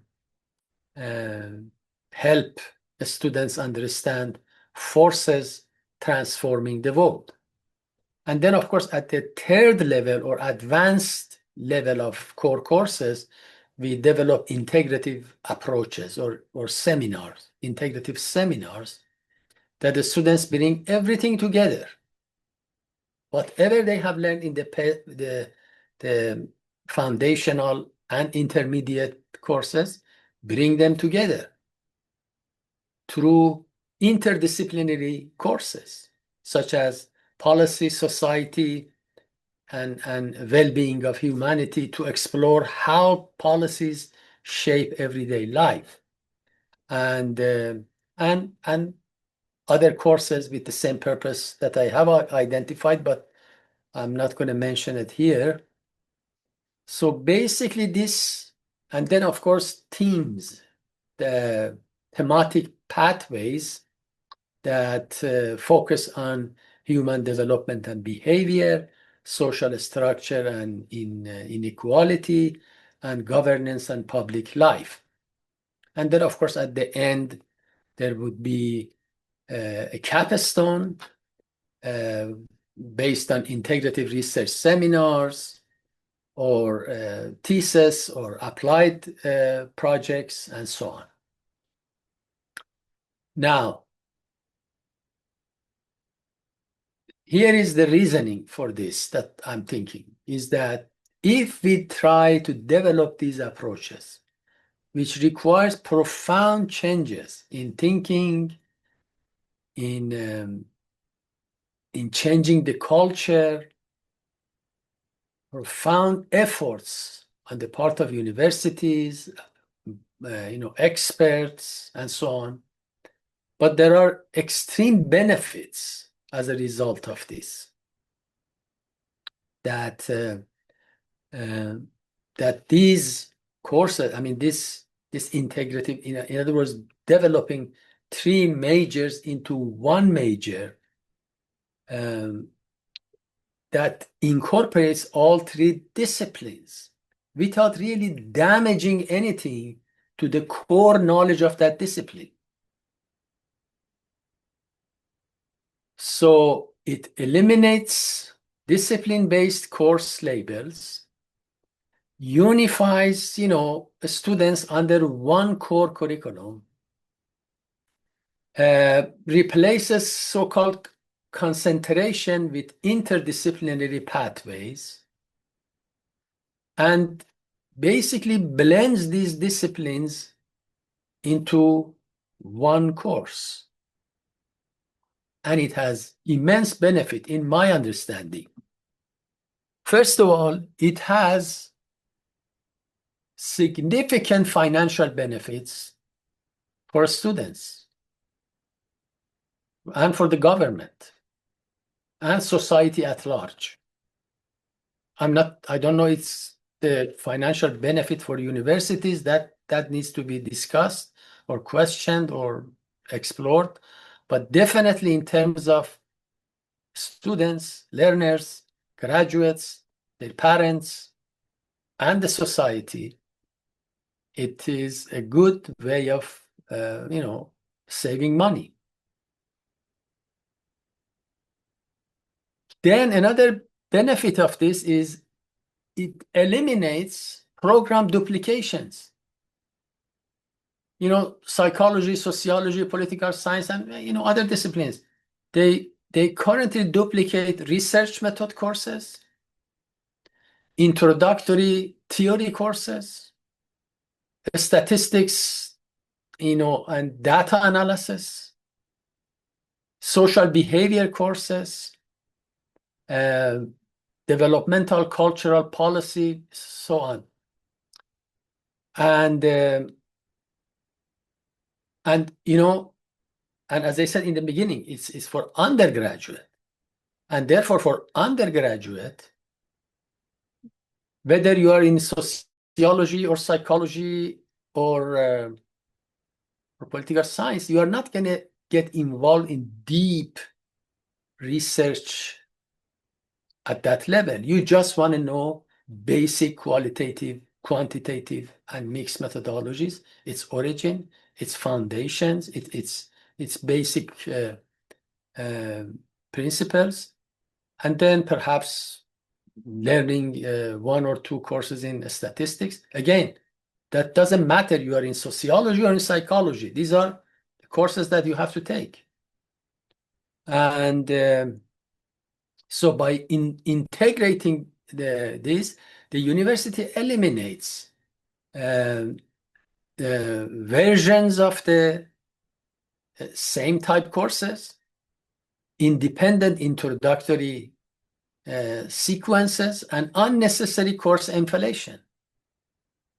And as a result, we have fewer courses to schedule, we have lower operational costs, fewer under-enrolled classes, reduce administration cost, so many beautiful ideas, human resource benefits.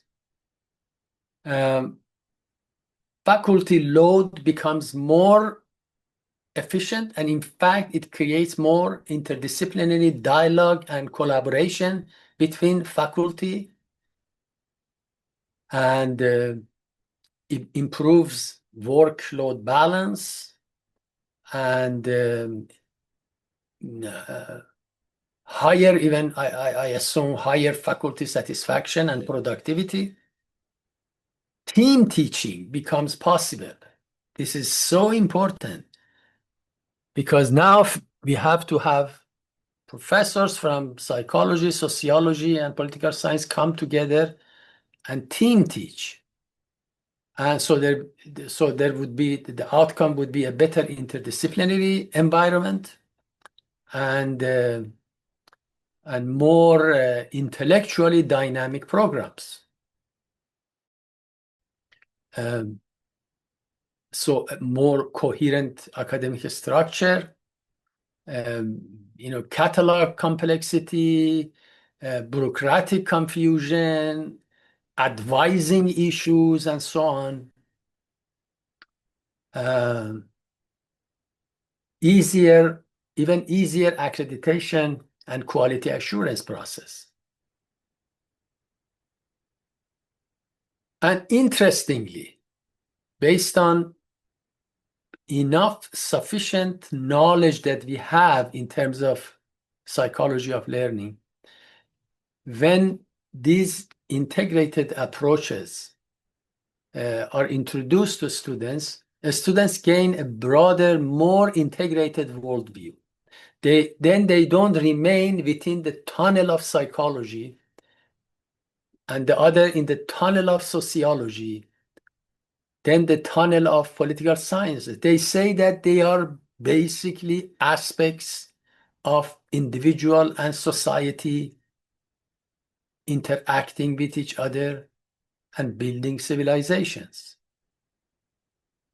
So instead of being, trapped in this, we can include human behavior, society and culture, and power and governance.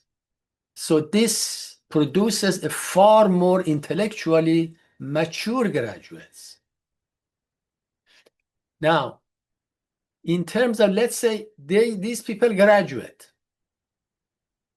I think when they graduate from these types of programs, students will be more adaptable to real-world problems, because real-world problems require all three together.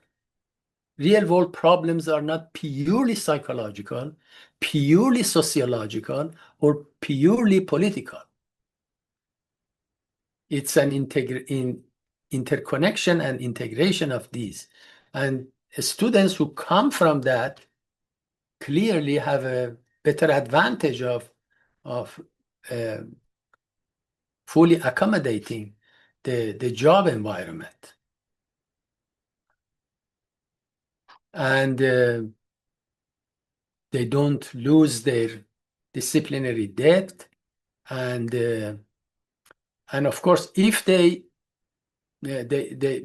reputation, employability, and even graduate studies become more available to students, because if people who are graduating psychology or sociology, they can go to different graduate studies with a stronger foundational approach. Interdisciplinary, they are interdisciplinary thinkers. They are individuals who can analyze human behavior, at the same time social systems, at the same time public policy, and who understand diversity, society, global changes, people with quantitative or qualitative skills. So in general, they have a broader, more modern, more relevant, and more competitive perspective.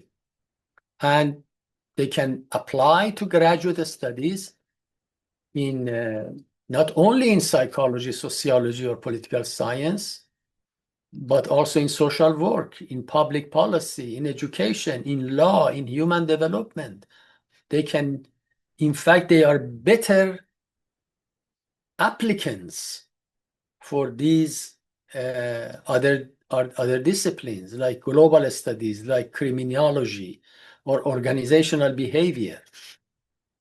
And so this flexibility basically gives them more benefits to succeed in modern higher education. I think my subjects are finished, the topics that I wanted to discuss. And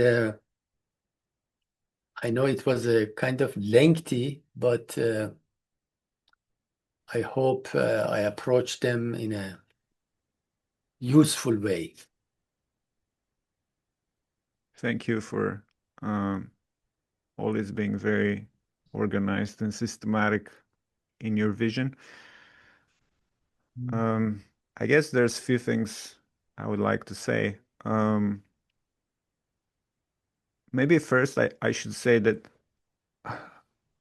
there was like we had not discussed before what exactly we were going to talk about. Um, you uh, you set out the topic basically, and you developed your own ideas, and then I developed my own ideas in case this was going to be more of an interaction at the very beginning rather than at the end. So I guess what I'm saying is I have also made a list of challenges of higher education. Not a full list because that's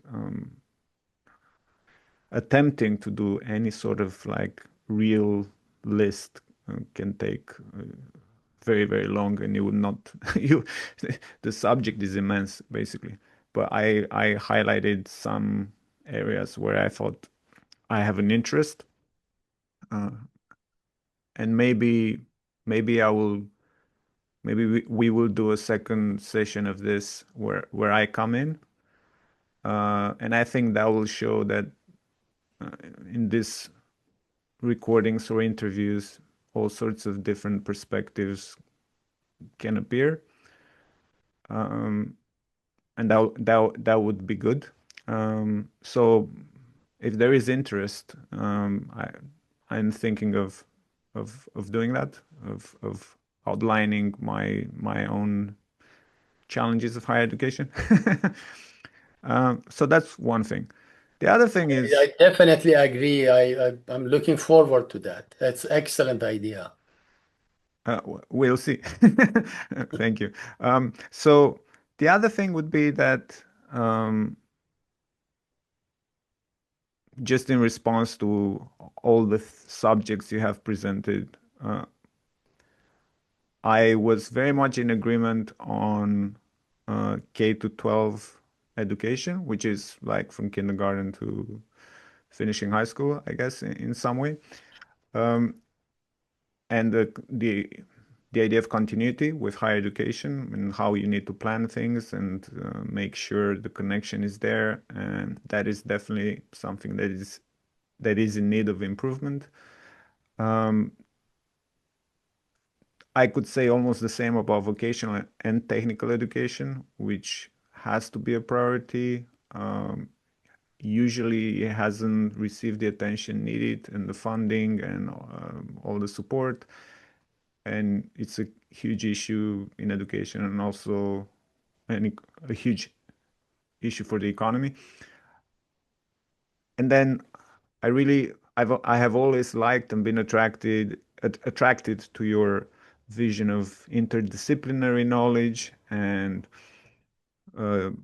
going or trying to achieve or advance the integration of knowledge, and thinking flexibly about how to do that at the level of curriculum and through particular degrees, like you've outlined in terms of trying to come up with a BA that is integrative in a way at the end of your presentation. And I think that all those things are things that I, I would pretty much, yeah, support very, very strongly. There'll be differences in my views, but like overall, it doesn't much matter. Um, I have always liked also, mostly because of you, Sorokin's kind of take on the three types of ages or civilizations that come into play, and I particularly like the critique he puts forward in his description of the sensate age, which would be the age we are now in. I think some of the critique is really, really good. I also think some of it is completely off, but overall, it's really useful and important not to neglect. Having said that, I differ on many things. And I guess one way to, I think some of those things will come up in my presentation, which is going to be, it's not going to be based on your presentation, it's going to be based on what my ideas were prior to this presentation. But some of it will come there, will come out there. But some of it I feel like I should maybe try to get into now. And it concerns, in a way, the this way of seeing seeing a sort of cultural breakdown. So the breakdown at the level of culture being kind of the key element and um, shaping social, political, historical reality. And and I don't want to say that my angle is the opposite, which is to say that I'm looking at social, political, economic reality and technology and saying that that is the way to look at the breakdown, or the cultural breakdown, if such a thing is the correct term to describe the current issues in society. Because there's also an economic breakdown. There's also social breakdown. There's also political breakdown. If you want to look at it from that perspective, and so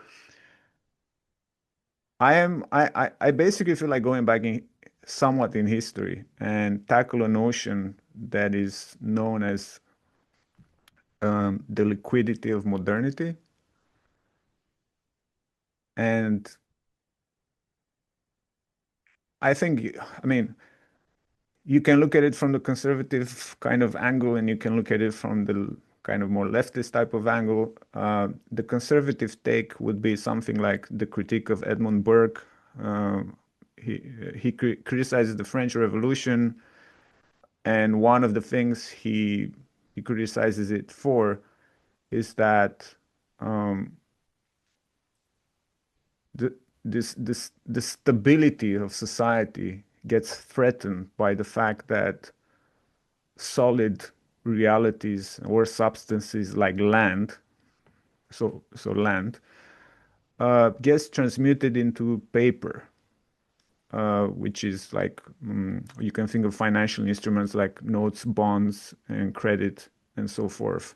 So, in a sense, there is this discussion that starts with the French Revolution that solid substances start to dematerialize. And one of the ways that is happening is through exchange.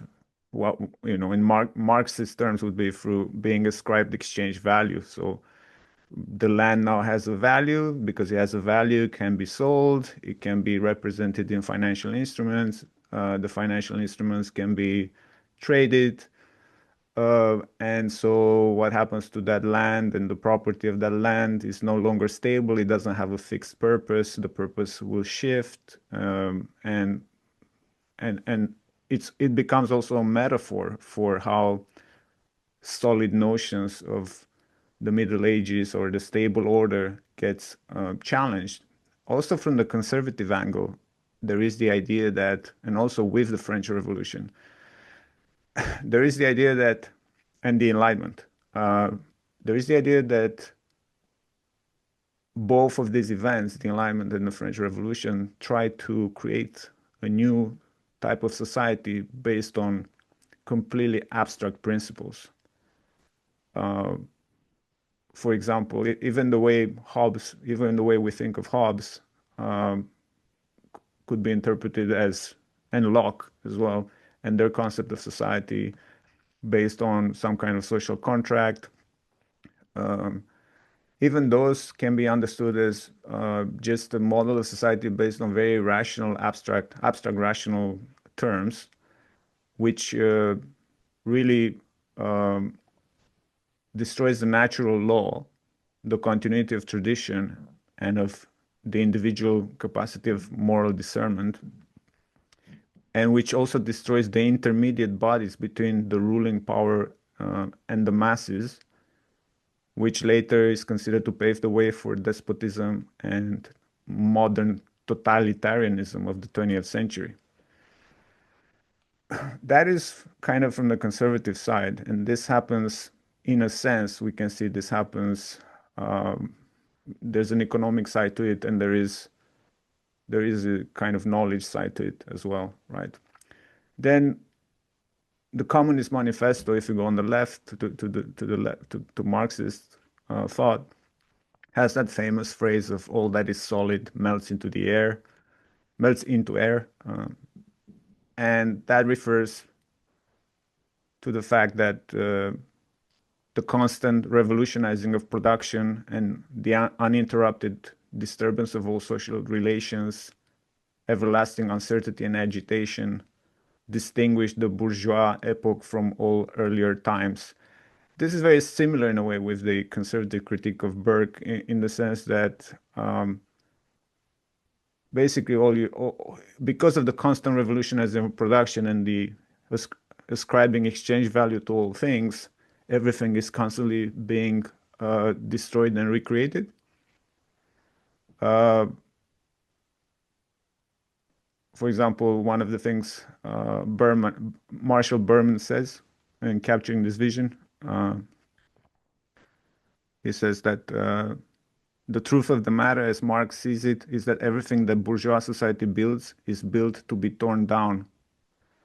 All that is solid, from the clothes on your backs to the looms and mills that weave them, to the men and women who work the machines, to the houses and neighborhoods the workers live in, to the firms and corporations that exploit the workers, to the towns and cities and whole regions and even nations that embrace them all these are made to be broken tomorrow, smashed or shredded or pulverized or dissolved, so they can be recycled or replaced again next week.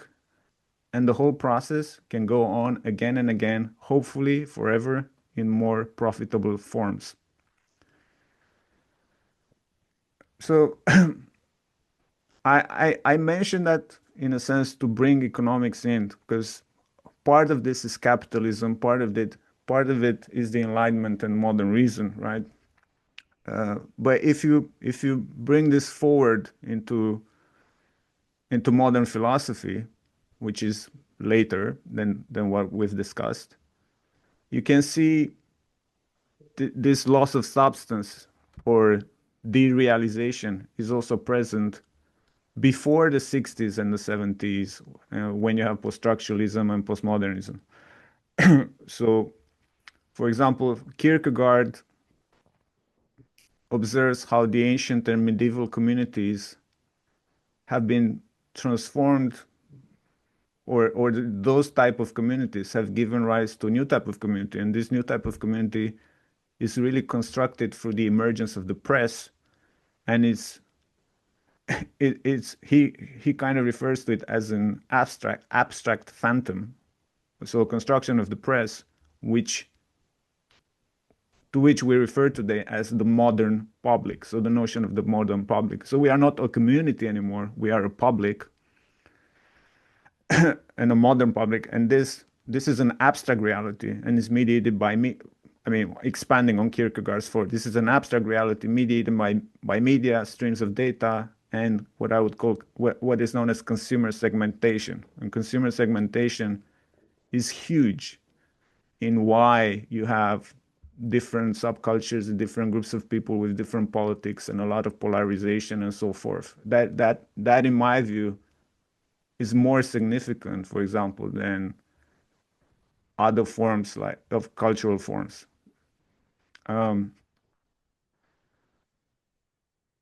Nietzsche puts forward the hypothesis that scientific concepts are chains of metaphors hardened into accepted truths.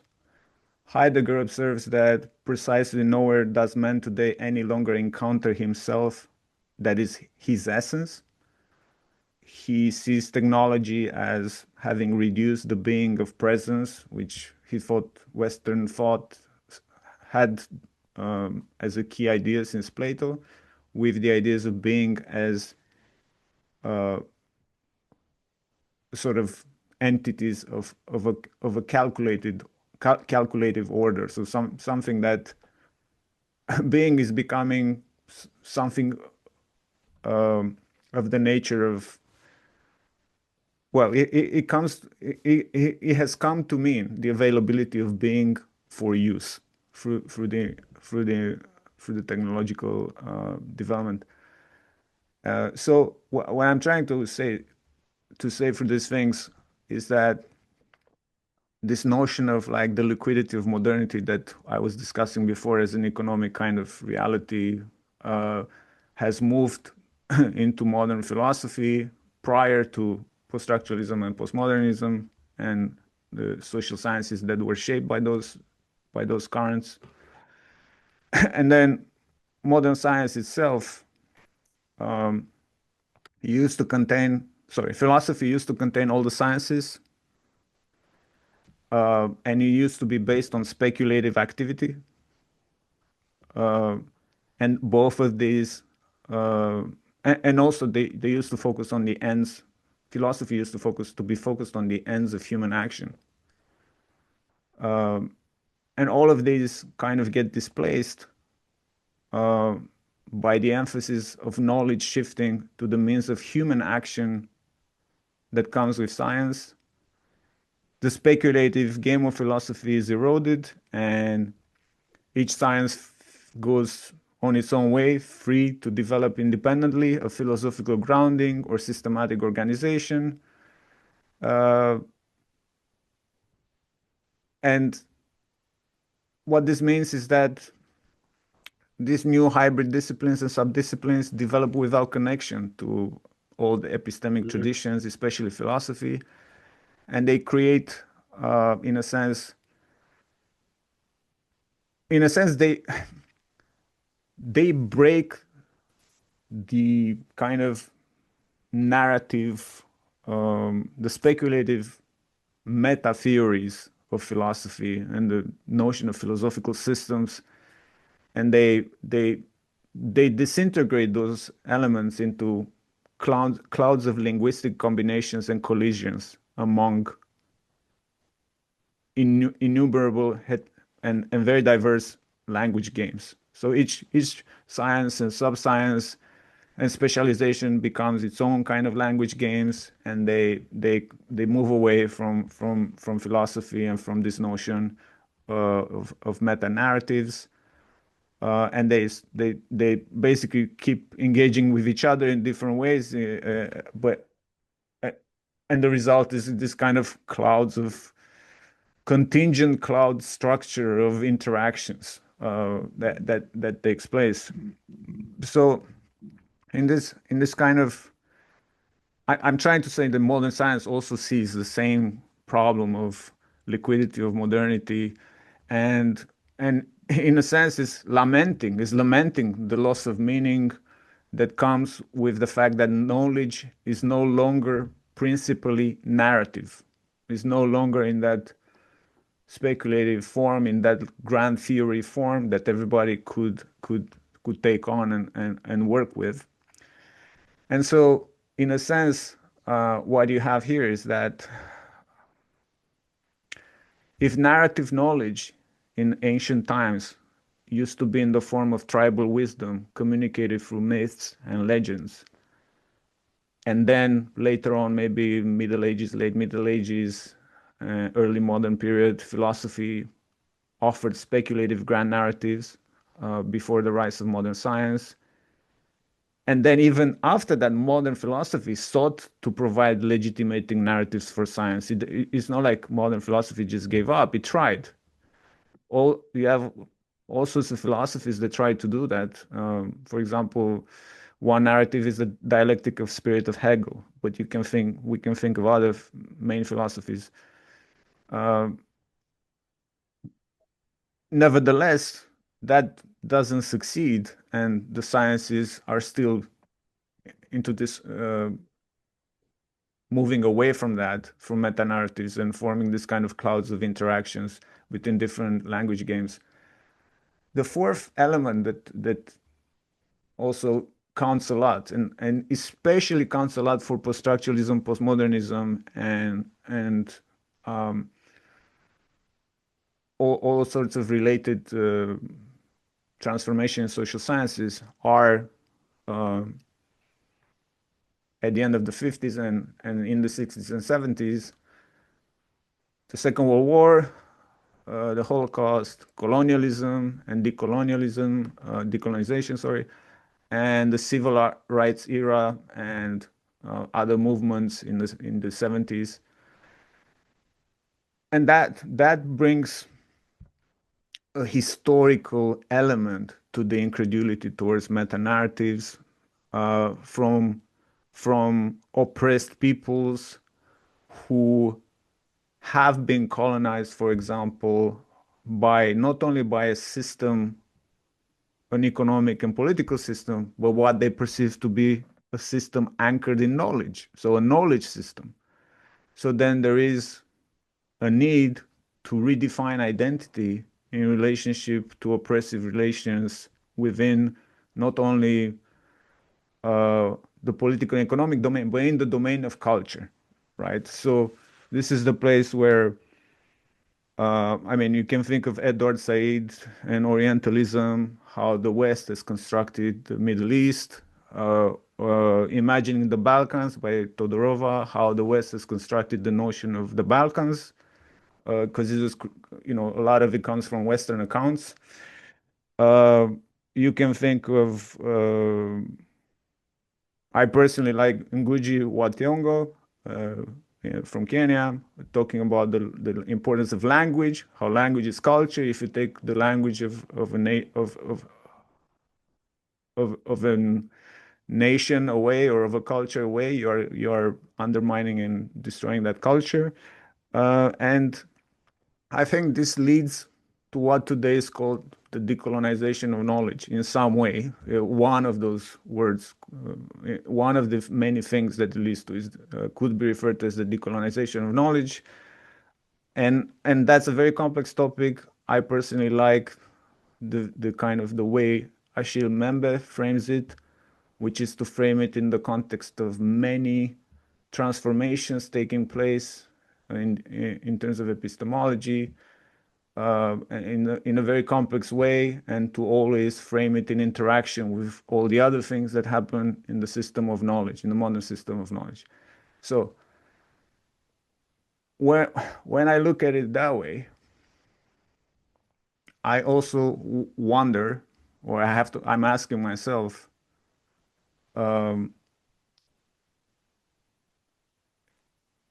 when we speak about postmodernism and postmodernity,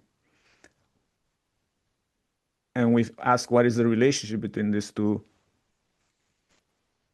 I am thinking I do not really kind of agree. I haven't formed my ideas on this yet, but I don't fully agree with Frederick Jameson, who tries to say that postmodernism is the cultural logic of postmodernity or late capitalism. I think the cultural logic of late capitalism is not principally that. It's not postmodernism. And I think postmodernism is so difficult to understand that there's a whole discussion here to be had. And there are ways to argue about this. But I am rather more concerned. What I'm trying to say is I'm trying to integrate to some degree historical facts, aspects with